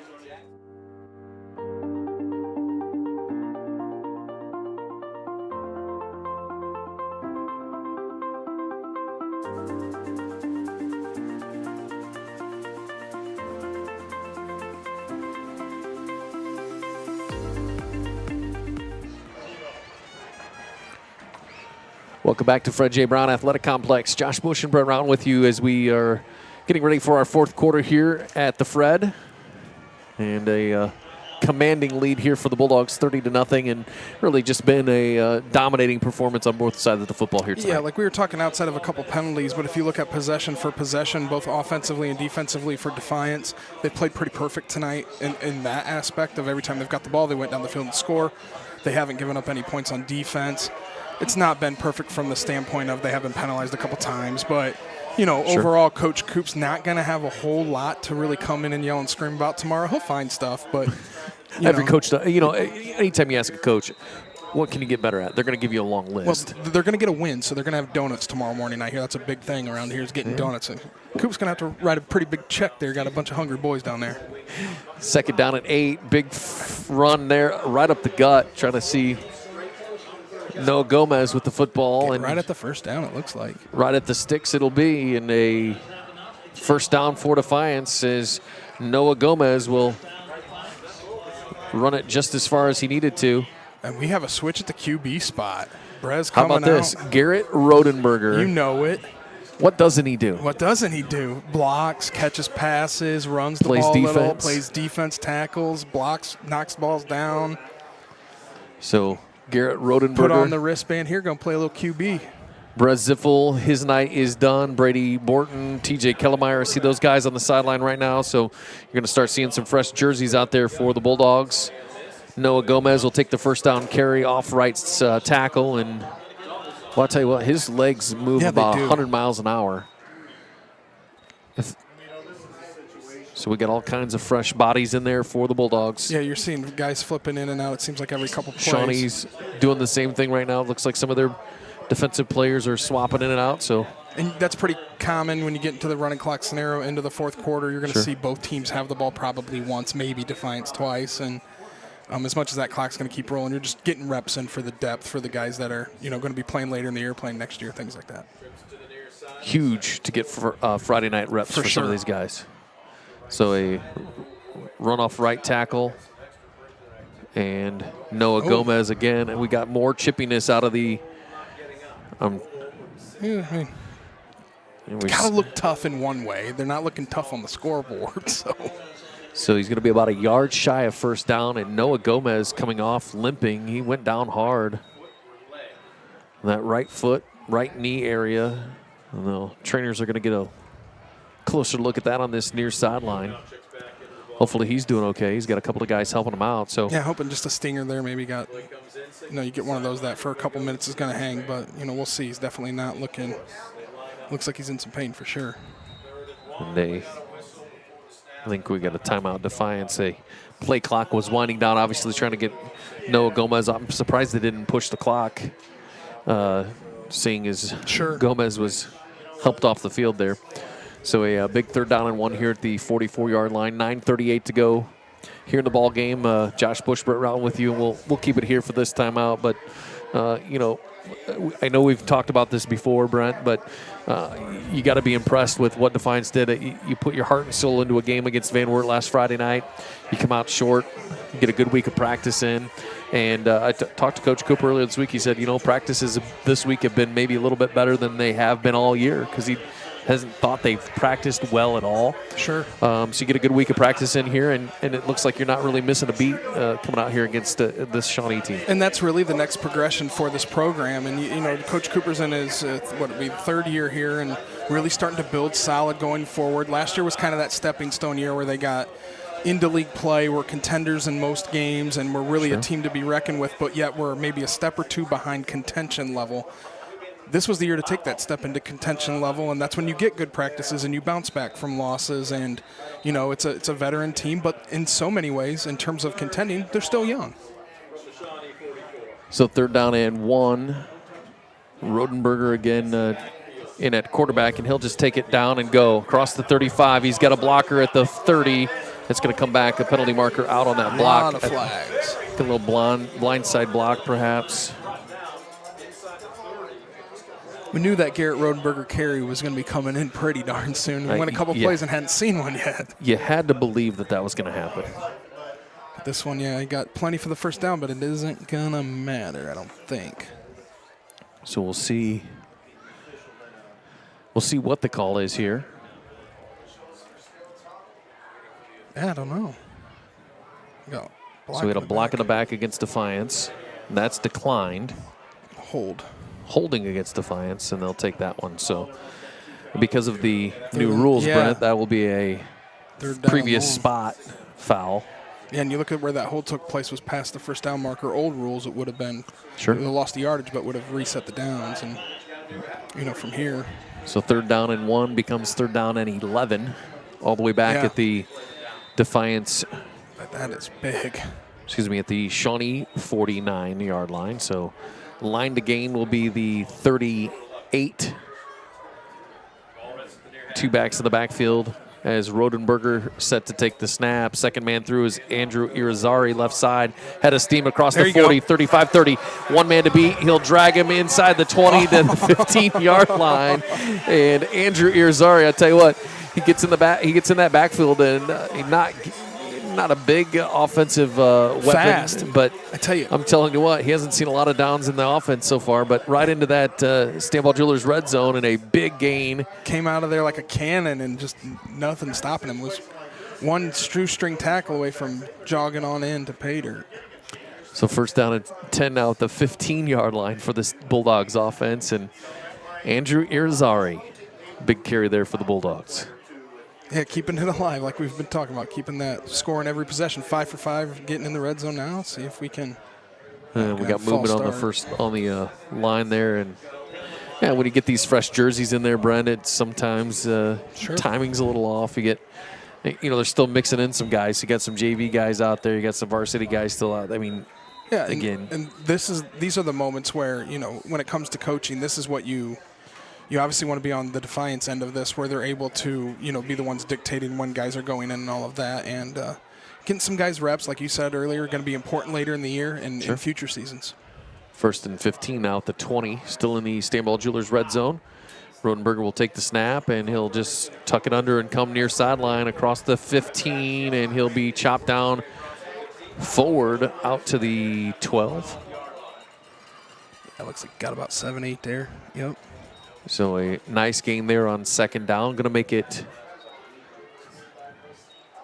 on 1st down. So 1st down run. 2nd down and 7. Forgot about the penalty there. 1st and 15, I believe it was on that. So give him 8 yards on the carry. 6 minutes halfway home here in our 4th quarter. Second man through for Defiance will be Kelton Gibbs. He'll go across the 5. He's going to have enough for a Defiance 1st down. Kelton Gibbs, a 5'9" sophomore, in there getting a carry for the Bulldogs. Little underclassman getting a nice touch, getting about 9 yards there, getting him down to 1st and goal inside the 5. At the 3-yard line, Gibbs and Irizarry will be in the backfield with Rodenberger. As we scan our rosters to see who it is. Sure. Irizarry fumbles it on the exchange. Did he fall on it? He might have got it. That's close. Nope, they're giving it to Shawnee. Nope. Inside the 5 there at about the 2 or 3 yard line. But definitely fumble ball out. So Garrett Looney will come out of there with the football. So the 5 for 5. Yeah. just a touch short there, but. So Shawnee will take over at their own 3-yard line. With the ability the defense has had to get pressure on the ball and stop them for short runs and all of that right here at the 3-yard line, you're in a position where even the second unit can get out there and push these guys back. You might be looking at a couple easy points here. Well, a first down now at their own 3-yard line. Got to be thinking run here to get, nope, they're going to throw it. Lynch is back to pass, pocket collapses. He has nowhere to go. There's going to be holding. Nope, they're not going to call it. Lynch is still holding on to the football. Gets drilled in the back corner of the end zone as he let go of that football. It's going to fall incomplete. You are right, though. You saw, I think, 2 occasions Jason Phillips could have thrown holding flags. And then Jason Phillips absolutely hammered Lynch in the back of the end zone. And the timing on that was perfect. As the ball was leaving the fingertips, there was a helmet in the chest. So it falls incomplete. Second down now and 10 at the 3-yard line. Kind of thought maybe they'd run it and get a couple of yards there. Too. Risking it, taking a risk there. But, he's still got the starting quarterback in there. This is a spot where maybe they're working on stuff. There may be a point later in the year where they get pinned here with not a lot of time, and they have to throw the ball. Lynch is back to pass now, looking to throw down the middle. He's got a wide-open receiver across the 20. It'll be a first down catch. A huge catch there for the big tight end, Hunter Rapp. And a first down for Shawnee. Gain of 19 to the 22-yard line. Quickly to the line they go, under 4 to play here in the ball game. Lynch back to pass. Looking across the middle again. He's got a receiver across the 35. Completed to Christian Jones. And that'll be another first down for Shawnee at the 38-yard line. Give him 16 on the completion. Christian Jones out of the backfield. He's caught a few passes tonight out of the backfield, Brent. He's a dual threat to run, plus he's the return guy. That's had some really nice. 55 yards, their leading receiver. Had some really nice returns tonight, too. All kinds of time to go, and he'll just tuck it under and go. He's going to go out near midfield. And some more extracurricular activities this time. Lynch is in the face of a couple of Defiance defenders, and luckily the Defiance coaches are there to back them up a little bit. So he'll go across midfield, and it'll be another Shawnee first down. Give him 14 to the Defiance 48-yard line into the Defiance territory tonight. So they've run more plays on this drive than they have their last 3. I mean, the clock running, obviously we're pushing down to about 2.5 minutes at this point, but, the second unit is in there for Defiance, and, you're seeing Shawnee against that unit be able to get a couple completions put together, a nice little run for the quarterback. So they've been able to move the ball for the first time since really the first possession of the game. Well, timeout on the field. We'll take it with him. It's a Stanton Law Office timeout. Back with the finish here tonight on Dctv Sports.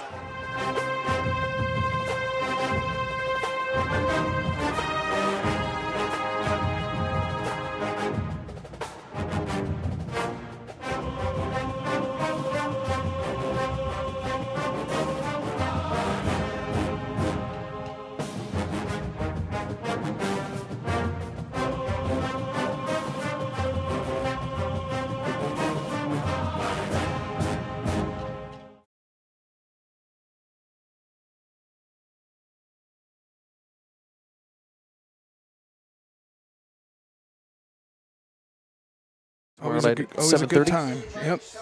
So get to see some other bands. Get to have a good old time out here, right? I'll be here.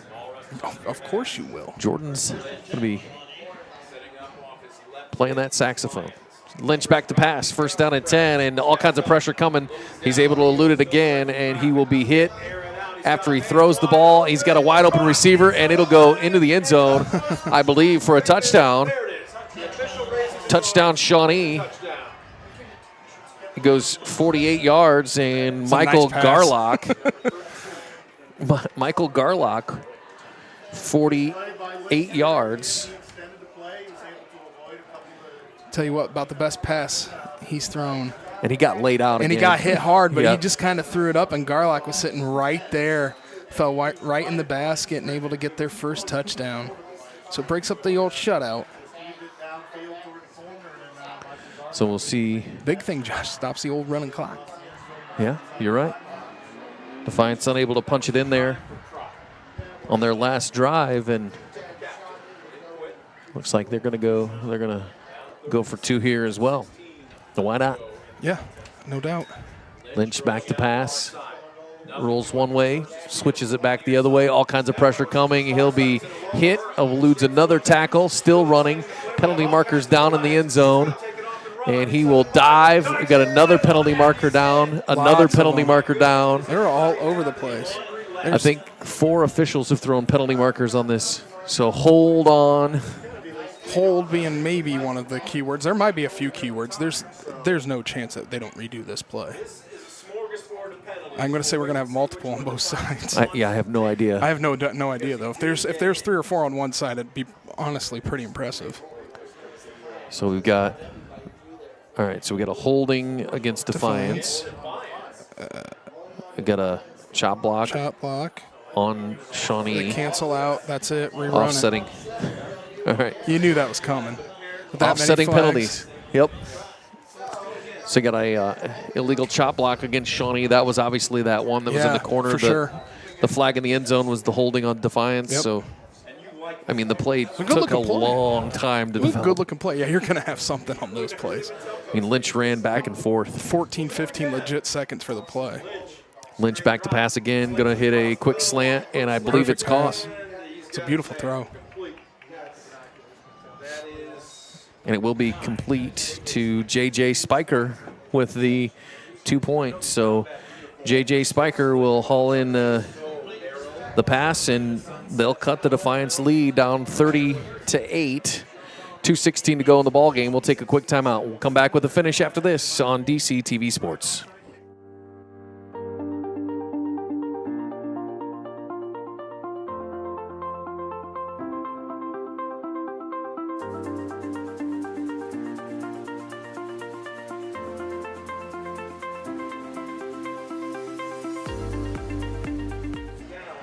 Welcome back to Fred J. Brown Stadium. Josh Bush, Brent Round with you. 2:16 to go in the ball game. 30-8, Defiance your lead here.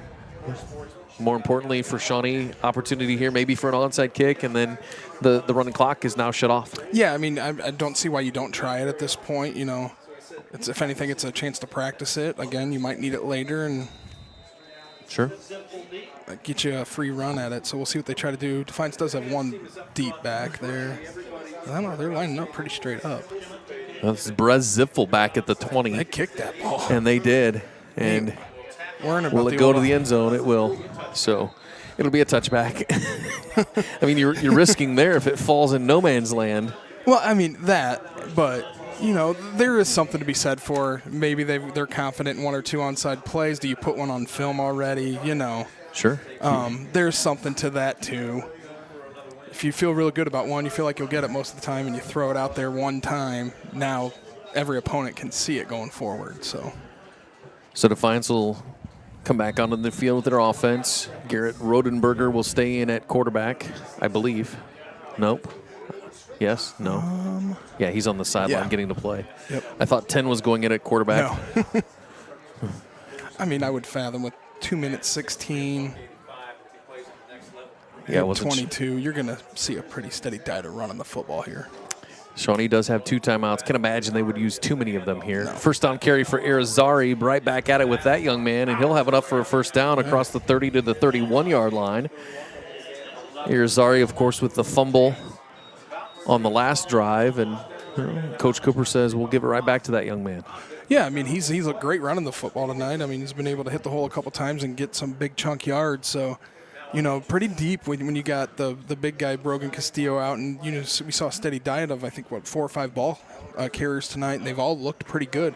We talked pregame, the Shawnee defense, you know that front seven's got 6 seniors and a junior. They're pretty tough on defense, but we've been able to run the ball and get yards pretty much at will tonight. So clock will spin here under 1:40. Play clock's at 2. Got to get the play off, and they do. Second man through, this will be Kelton Gibbs, the ball carrier. Gain about a yard for Gibbs. More importantly, clock continues to spin here, nearing the 1-minute mark remaining in our ball game here tonight. Not a whole lot happening here. No, I think Well, we got Ziffel back out there. I think we're probably just looking for the old knee taken, the old Patriot formation. Call it what you will. Hey, And Ziffel will just take a knee, do 2 of those. That's all we're gonna need here. and that will put this one in the books. Well, for the Bulldogs, they'll improve to 4-1, 3-1 in the Western Buckeye League. For Shawnee, they'll fall to 0-5, 0-4 in the Western Buckeye League for first-year head coach Mike Lewis, and just need one more knee on it here, and that'll do it here tonight. Play clock is winding down. Ziffel will put another knee on it. Bulldogs, you want to hear tonight. Final score, Defiance 30, Shawnee 8. Our post-game show tonight brought to you by Brunswick Eye and Contact Lens Center. And, well, Brent, you know, looking at this performance here from Defiance, if you're Coach Cooper, you got to be happy with what you're able to do. You came out from the opening whistle. You drive down the field. First drive goes 52 yards. Yep. Excuse me, not 52 yards. It goes 72 yards. Correct. I can't even read my That's own where handwriting. No, we're all right. 72 yards on your opening drive, and really didn't miss a beat the entire night. A couple of penalties. They had the one fumble late in the game, but not really an impact on the outcome of the game. But really a clean game start to finish here for the Bulldogs. Yeah, it really was. From go, you know, got the ball off the kickoff, drove down the field, scored every possession in the first half, scored every possession in the second half until the fumble late in the fourth quarter. Took advantage of, you know, having the 30-point lead in the second half with the running clock. Didn't get a ton of plays off on either side offensively in the second half. So, you know, overall for Defiance, you got to feel good. You know, it's a win. It's a 22-point win. You were pretty much in control the whole game. And for Shawnee, it's a little bit of the same as what this year has been. Baby steps going forward. They played a tough Defiance team, a tough Defiance defense tonight. Had some moments where they looked really, really good. Had some moments where you could see that inexperience, that new offense, those things sticking out. But overall for Defiance, Coach Cooper's got to be pretty pleased. Final score tonight, Defiance 30, Shawnee 8. Our Brunswick Eye and Contact Lens Center postgame show. We'll take a timeout. We'll come back and we'll get you some stats, and we'll start to wrap things up here tonight from Defiance. 30-8, Defiance a winner here on Dctv Sports.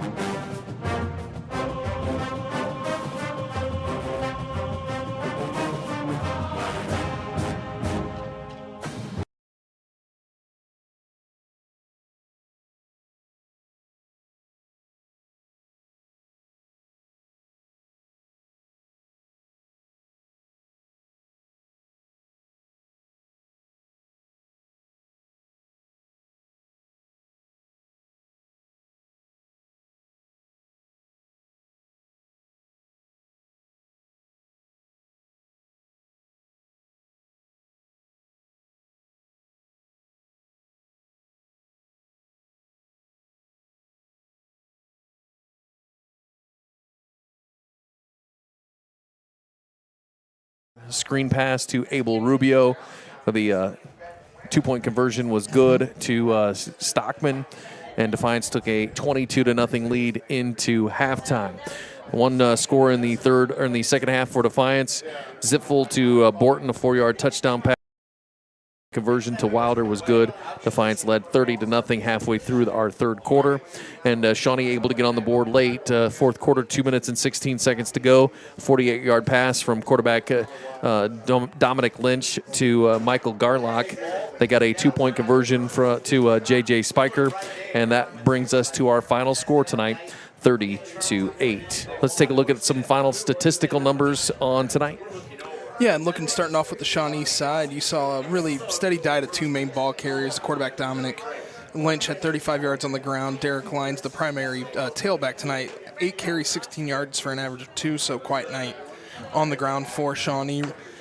Through the air, Dominic Lynch did throw the ball quite a bit in the second half. Ended the game with actually 173 passing yards, which is a really nice number for, for what he had to do through the couple touchdown. of them. A chunk of that probably on a couple of passes. Yeah, really it was. It was a 39-yard pass, the 48-yard touchdown. He had a 26 there. He had that late drive. And it was that late drive there, and it got the touchdown to Garlick was his big play. But, looking at the receivers, he spread it out really nice. Rapp had a catch for 18 yards. Garlick obviously had the big 48-yard touchdown catch. Jones had 2 catches. We talked about Christian Jones, 2 catches, 55 yards. And then Spiker himself had a couple catches there for 39 yards. So overall for them, we're able to get about 200 yards total offense, just shy of that, and have a pretty good offensive day. Just weren't able to match it defensively. Flipping over to the Defiance side, we got to see really a big-time running back attack from Abel Rubio tonight, carrying the ball for 84 yards. Had a really, really good first half. Continued on the second half. Just didn't see much action there in the fourth quarter with the score getting where it was. Brez Zipful take away the taking knees there at the end. Ended up with 13 yards. Anthony Wilder, 39 yards on the ground. And Noah Gomez, 21. Garrett Rodenberger, 8. Andrew Irizarry coming up big with 49 yards on 3 carries tonight. So, pretty awesome to see and get that second unit in there to get some action. Through the air, it was the Brady Borton show. Taken for 5 yards for 5 catches, 68 yards, had a touchdown. Anthony Wilder had 4 catches, coming in at 21 yards. Garrett Rodenberger, catch for 18 yards, seems to do it every week. TJ Kellermeyer, 2 catches, 27 yards. And overall, Brez Zipful through the air was really big tonight.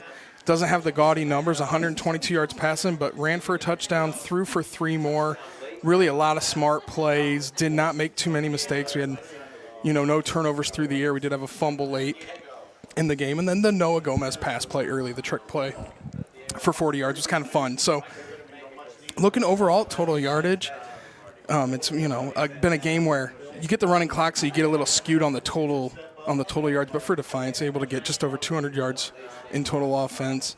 And I'm sorry, excuse me there. And same side for Shawnee. So Defiance ended tonight with 291. Shawnee ends with a pretty easy 185. So, the score, the yardage, not really indicative completely when you see it that close, sure. But it was finishing off drives for Defiance, not finishing off drives for Shawnee. 1 turnover tonight, that fumble late in the game. Defiance committed no harm done. Obviously, nothing came of that as we move forward with that as well. But final score again tonight, Defiance 30, Shawnee 8. Our Brunswick Eye and Contact Lens Center post-game show rolls on. We'll take a timeout. We'll come back and we'll talk player of the game, and we'll finish up as we roll on here from Defiance on Dctv Sports.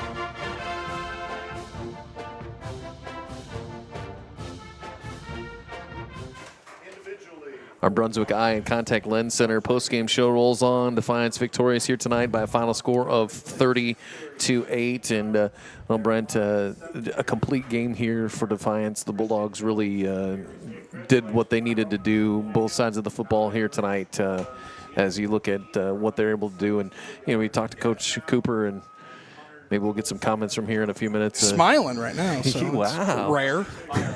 But he was really worried about the Shawnee defense coming in here tonight, and obviously they were able to do what they could, or what they wanted to really, against this Shawnee defense. Yeah, it was just the consistency, really. I mean, there was a couple big plays that stick out, and you're like, big third downs, they had the halfback pass, all of that stuff. But really when it came down to it, it was getting 5 yards, 6 yards per play is really what it was, and not a lot of negative plays. They did get penalized a little bit, but that was later in the game when they had it pretty well in control. So, in terms of bonehead plays, they lost the turnover battle. You know, the penalties were about spot on even. If you looked at some of those other aspects, you would say maybe they didn't play that good. 30-8 is the final score. I mean, they basically were 3 yards away from scoring every time they touched the ball tonight. Sure. So pretty impressive. And let's be realistic. You're at the end of the game, and they're just kind of throwing up passes. And is that really what I mean? I mean, the plays are made, but at the same time, I know what you're saying. It's very easy to take a risk with a rolling clock, and you're doing anything possible to try to get that stopped off. So taking some throws down the field, they're going to make some plays. But, you know, I mean, at the end of the day, it's a pretty good defensive showing for Defiance. You can't complain a whole lot about that. And speaking of being concerned, being concerned coming in with their defense, it makes a ton of sense. They're very experienced on the defensive side, but Justice was running the ball tonight pretty easy, and it seems like Brez mixed up the pass plays and just played phenomenal game. Mike Lewis in his debut as their coach this year, his first year. I mean, it's his first year as coaching, longtime assistant there. He knows these kids. He knows what these kids are made of. 0-5 now, 0-4 in the Western Buckeye League, and obviously you come in and you change up the offensive scheme. You get a new offensive coordinator. You got all these things that you've changed up, you know, and you're now asking these guys to do something different. Yes, it's the same personnel, but you know he's not exactly had the easiest of schedules in the first half of 2023. But at the same time, you know, not where this team needs to be successful on Friday nights. We've seen a lot of 0-5, 0-4 teams in our life. That just doesn't look like one. They look like a pretty decent team, so they've ran into a buzzsaw with some good opponents. And it seems like they're kind of at the step maybe where Defiance was 2 years ago, where you can start to see it shaping up. Sure. It's just a year or two away from getting to finishing off plays, not turning the ball over. You know, didn't have that tonight, but you know, on some occasions they came in as one of the worst teams in the league there. So you get into a position where you start sewing those things up. And, you know, the scores go from 30-8 to, you know, 24-20 to you're on top the next year. So a lot of good things to look at for Shawnee. Tonight, just a buzzsaw in the Defiance defense. You know, one of the things that you see with them, though, is they're going to have to start figuring out who's next. I mean, you got a lot of seniors on this. They do, very senior laden. I mean, your running backs are seniors, their receivers are juniors, but Dominic Lynch, their quarterback, is a senior. Yeah, I mean, he looks like a good football player. He really does. He looks athletic, fast. He just, you know, it's putting the cherry on top of everything, I think, is where he's a little short, and that's going to come with experience. It'll probably click for him week 7, week 8 this year, and all of a sudden we'll see a different player than we saw in weeks 2, 3, 4. So, but when he's that athletic and can move like that, he definitely can make plays. Linebackers on the defense. I mean, you talk about how good that. I mean, that was a really good core group, and you've got seniors across the board there with that linebacker core. So, I mean, the next step for Mike Lewis is, let's be realistic here. You're 0-5. Let's start looking at who's next and those sorts of things. But when I talked to him earlier this week, he said, you know, he was in. He loves these kids. Yeah, I will tell you that much. The man is very passionate about the youngsters that he has on this team, and that was one of the things that when he made the decision to take over as their head coach was one of the things that he's been around this program for a long time, and I think there's green grass ahead of him. Sure. Or turf, whichever. Green turf, right? Green grass. But you look at a guy who's a first-year head coach, and you think he's coming in to get familiar with these guys. He knows them as well as anybody could. So, you know, natural for him to come in, know what he was doing. That, you know, it seems the kids really have good rapport with him and things like that. They're just a matter of tying loose ends together. That's one of those 0-5 teams that they're probably not an 0-5 team. You're not going to get any points from them today. That's one thing. But at the same time, you beat a pretty good team. Sure. You know, so catch-22 for Defiance, but a win's a win. That's all you can ask. Well, it doesn't get any easier for Mike Lewis and the Shawnee team. That's the WBL. They're going to go back home, but they're going to take on Wapakoneta next Friday night, who I don't have the score yet, but at halftime they were drilling Van Wert. It was 21-7, I think. We're sneaky rooting Walpock here, right? You know, got beat by Van Wert, beat Walpock. Sure. I mean, we're sneaky rooting for that little 3-team tussle. Throw Salina in there and start throwing blows. Now you're starting to throw playoff points all over the place and everything else. So you like that. You like that. But again, the gamut is not going to get any easier. They still have some pretty good teams ahead of them down the road, and you know, again, we hope Elida's pretty good. Yeah. I mean, you look at Salina's really good. Elida and Salina both 3-0 in Western Buckeye. You don't just go and smash Bath like maybe you did years ago. Right. You know, it's a good football team too. So we'll see what happens there. But For Defiance, 4-1 now, 3-1 in the Western Buckeye League. They're going to kind of continue to stay towards the top of the league and compete. We obviously got to see what happens with some of the other teams, and there's still a lot of football to be played, and it's going to be fun. The beautiful thing. But on the road next Friday night at Kenton. Yeah, it's one of the longest road trips. I think and they already played St. Mary's too. Those are kind of the two. The longest road trip for Defiance in the Western Buckeye League next Friday night. Coach trying to get those kids out of school at like noon that day to go down to that game. That was always the good thing, wasn't it? But again, this is a Kenton team who, again, on paper may not look as good as a Kenton team 10, 15 years ago that was throwing the ball 700 yards a game. Yeah, pro offense. that was a different animal then.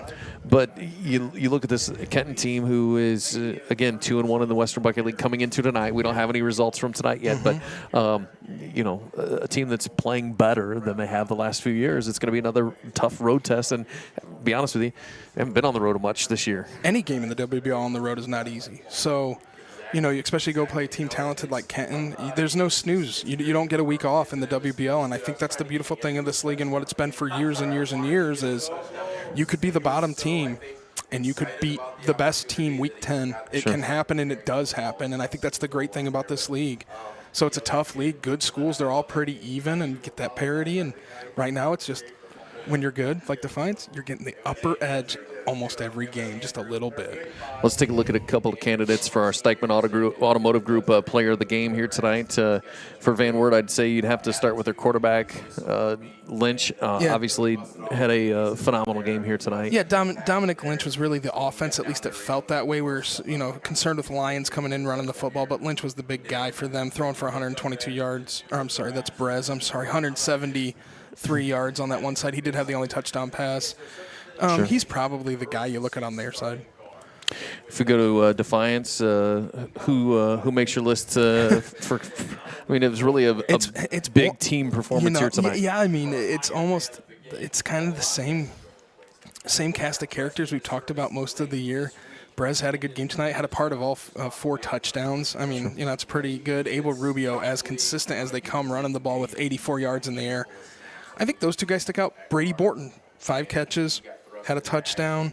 Yeah. I mean, there's a lot of guys you could throw in there. His targets. Garrett Rodenberger, you could mention every game. Sure. As a player of the game. Well, I'm going to, and again, it's easy to say this because he's the quarterback, but Brez Ziffel tonight, like you said, he had a hand in every touchdown, but I think we may be seeing him right now peak at his leadership of this team over the last couple of weeks, and especially here tonight.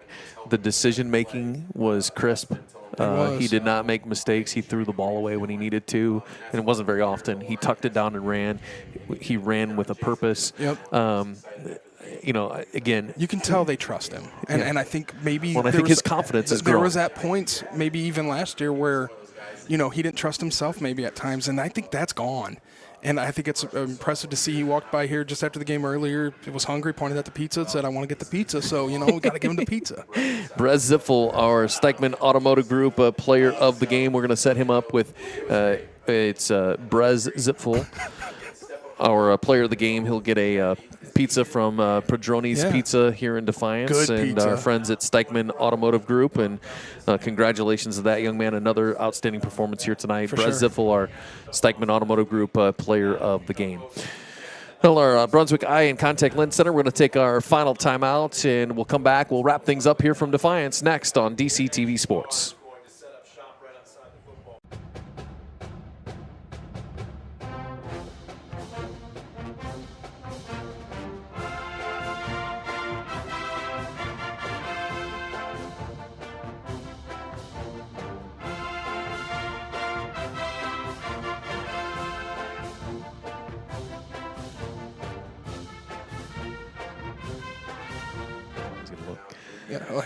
Final score tonight, Defiance, your winner 30-8 as they down Shawnee. Again, for the Bulldogs, 4-1 now, 3-1 in the Western Buckeye League on the road next Friday night at Kenton.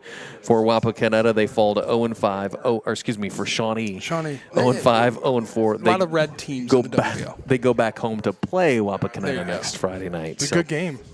So a good one here tonight, and we thank everybody for tuning in. We are hoping to get Coach Cooper here in just a minute, as he's a very popular guy tonight. But next Friday night, make sure you join us, Brent. We're Defiance on the road at Kenton, so we're going to be heading back over to Tenora to watch the Rams. They're going to entertain Wayne Trace. And it's another team. This could be another matchup next Friday night that could be – who knows what's going to happen. We get a lot of good football in Northwest Ohio. We get a lot of good football in Defiance County. And, we've seen the Bulldogs a lot here early, and we've been a part of some great games. Maybe the best game we've seen all year was a loss for the Bulldogs, but it's been, it was a heck of a game. Yeah, that's one of the best games we've seen. Ever. Best games I've seen in a But, long to time. see a Tenora and a Wayne Trace, that's GMC rivalry that for years has been two upper echelon programs. So we'd love to get out and see those teams too, and it's going to be exciting. Absolutely. So make sure you join us next Friday night. I'll be on with our pregame show at 6:30, kickoff 7 o'clock next Friday night over at Tenora High School. I don't know that we're going to get Coach Coop tonight. He just doesn't stop talking, man. Look at the guys. Not short of words. Either they win, he'll hang around. Party ain't starting yet. Yeah, that's for darn sure here. So we're gonna get him. So if we can, you got 20 more minutes to talk over here. All right, 30-8, your final score here tonight as Defiance your winner, Coach Travis Cooper. Good to see you, Coach. Hey, thanks. Hey, good congratulations. To see you guys, thanks. Big win here tonight. Obviously, when you and I talked earlier this week, you were looking for a good week of practices, and obviously last week a heartbreaker, play that mentally, physically exhausting game. Proud of what happens here tonight. Yeah, our kids they knew that it was a opportunity that we let slip through our fingers last week. And I think they were excited to get an opportunity to play a game to get the coaches in a little bit better moods this week, because there was a lot of yelling, a lot of correction in practice this week, and they know the standard that we've set. And I knew right from the get-go that our guys were ready to go. And that team is better than what their record indicates. Their defense is third in the league. They were right above us. And so we knew that they were going to be a stout defense. And so when we get that first possession and we were able to basically chew half of the first quarter up and end with points, was huge for us in terms of establishing our momentum and establishing kind of our identity. And then I thought our defense, at the beginning of the game, we were kind of feeling things out, and they were kind of moving the ball methodically down the field. And then, we were able to hold and make them kick the field goal. They missed it. And then I think our defense from that point on, I thought that we were much, much better then. And, it was a good win. We got a lot of kids on the field. We gave up an unfortunate late score there that I know our defensive coaches were a little frustrated with. But we had to get some other guys out there.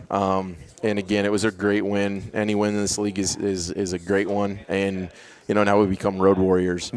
So, 4 of our last 5 are on the road. You've been kind of having a little luxury here at home, and it doesn't, we're talking about it. Now you go to Kenton next week. Yeah, the longest trip that we can take in the league, yeah. And we're going to be on grass for the first time, which, we do practice a little bit on the grass. Well, if you want to call it grass, it's mostly like dirt and rocks and stuff. But we're junction boys when we go over there, so it keeps us tough.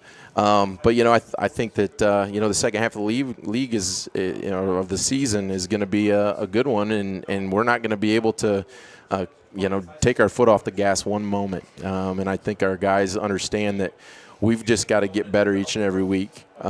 We've got big aspirations. We control our own destiny. But it's one opponent at a time, and Kenton's much improved from last year, starting a lot of young guys that had started when they were freshmen, and now they're juniors, so they're starting to mature, and you can tell that they're doing a lot of good things down there. And so, we got to get back to the grind, but that's the way it is. It's a blur. I can't believe it's going to be week 6 already, and it's a beautiful night. Well, Brent and I were talking, Brett Zipfel, obviously, there's nothing flashy about what he does, right? But the one thing that Brent and I have noticed, especially over the last couple of weeks, the maturity, the confidence. This is a young man who has really established himself as a leader of this team, and you can see it in the way he's playing out there. Oh, I can't say enough. He was a little out of sorts in the preseason, like the scrimmage time and the first game or two. Just something seemed a little off, and he's really come into his own here in the last 3 weeks. And tonight he did a great job of just orchestrating everything. He's like an extension of us coaches out on the field. There was a couple plays, and nobody knows what the design is of the play, and some things broke down, and he made some plays that I was shocked by. I was really pleased because it was improvising, and it was just him playing ball. Yeah. And it's great, and that's, we're reaping the benefits of throwing him in there as a freshman. He's becoming a leader, and our kids all just know that Brez means business. He's ultimate competitor. He's phenomenal. He's starting to run the ball for us now. Yeah. And we noticed a couple things, in comparison to last year and even earlier this year, not forcing the football. He's not as quick to tuck it and go. He's kind of looking at his check downs and going through progressions, and that shows you where he's come just in a few weeks. And like you said, you throw him in as a freshman. Now he's 3 years in. Yes. He's halfway through his third year as a starting quarterback. Yeah, and it really comes back to our line too. He's got a lot of those guys that are back that were thrown into that fire when he was, or shortly thereafter. And he's got confidence that they're going to keep him clean, and they've done a phenomenal job of it. But you're exactly right. He's really efficient. He's throwing touchdowns. He's not throwing interceptions. He's throwing the ball away. He's checking down, and then when the clock in his head gets to a certain point, then he starts to make some plays with his feet. And I know you're the first guy that's going to tell you it's not just about one guy, and that's another thing that we've seen, the team effort from these, and it's not just your starting 11 on each side. You got guys that are checking in and out, and this has really become a big family that's out there to get each other to that victory. Yeah, and I told them, I said, good teams, I want to have a great team. I said, there's going to be good teams that have some really special players, but I want us to be a great team, and really that's really what we've seen. Brogan being out. Abel has just stepped in, and Anthony's been a little banged up, and we've got different guys. Noah Gomez has been thrown in there. A guy that played tonight, and he didn't know he was going to be starting on offense until a late injury on Wednesday, was Jason Phillips at right guard. Yeah. He's maybe got 5 reps of offense each given week, and he was thrown in there, and he had a phenomenal game tonight. So, yeah, you could go on and on and on. TJ Kellemeyer, big catch to convert on a 3rd down. It's just it was great. The list goes long. Absolutely. It is. Yep. So, hey, Coach, thank you very much. Appreciate it. Yep, thanks, guys. 4-1. Love it. On to Kenton next week. Good luck. We'll see you in a couple weeks. Okay. Thank you. Head coach Travis Cooper, Defiance Bulldogs victorious tonight. Final score 30-8. I want to say a big thank you to Jerry Beauty and the entire staff here at Defiance High School. For the rest of our production crew, this is Josh Bush and Brent Routen. I don't know where he went. He's off doing something else. You coming back or no? Oh, yeah. You got to get that last-minute cameo, right? Hold on. All right, Yeah. we're good. Longingly, right? Right, No, longingly, not. no. This is the spaghetti thing we were talking about. All right, next Friday night, make sure you join us. We'll be at Tenora as the Rams host Wayne Trace. That'll be fun. For Brent Routen, this is Josh Bush saying goodnight on behalf of our entire production team. We couldn't do it without him. We say goodnight from Defiance, where the Bulldogs are a winner tonight, 30-8. You've been watching high school football on Dctv Sports.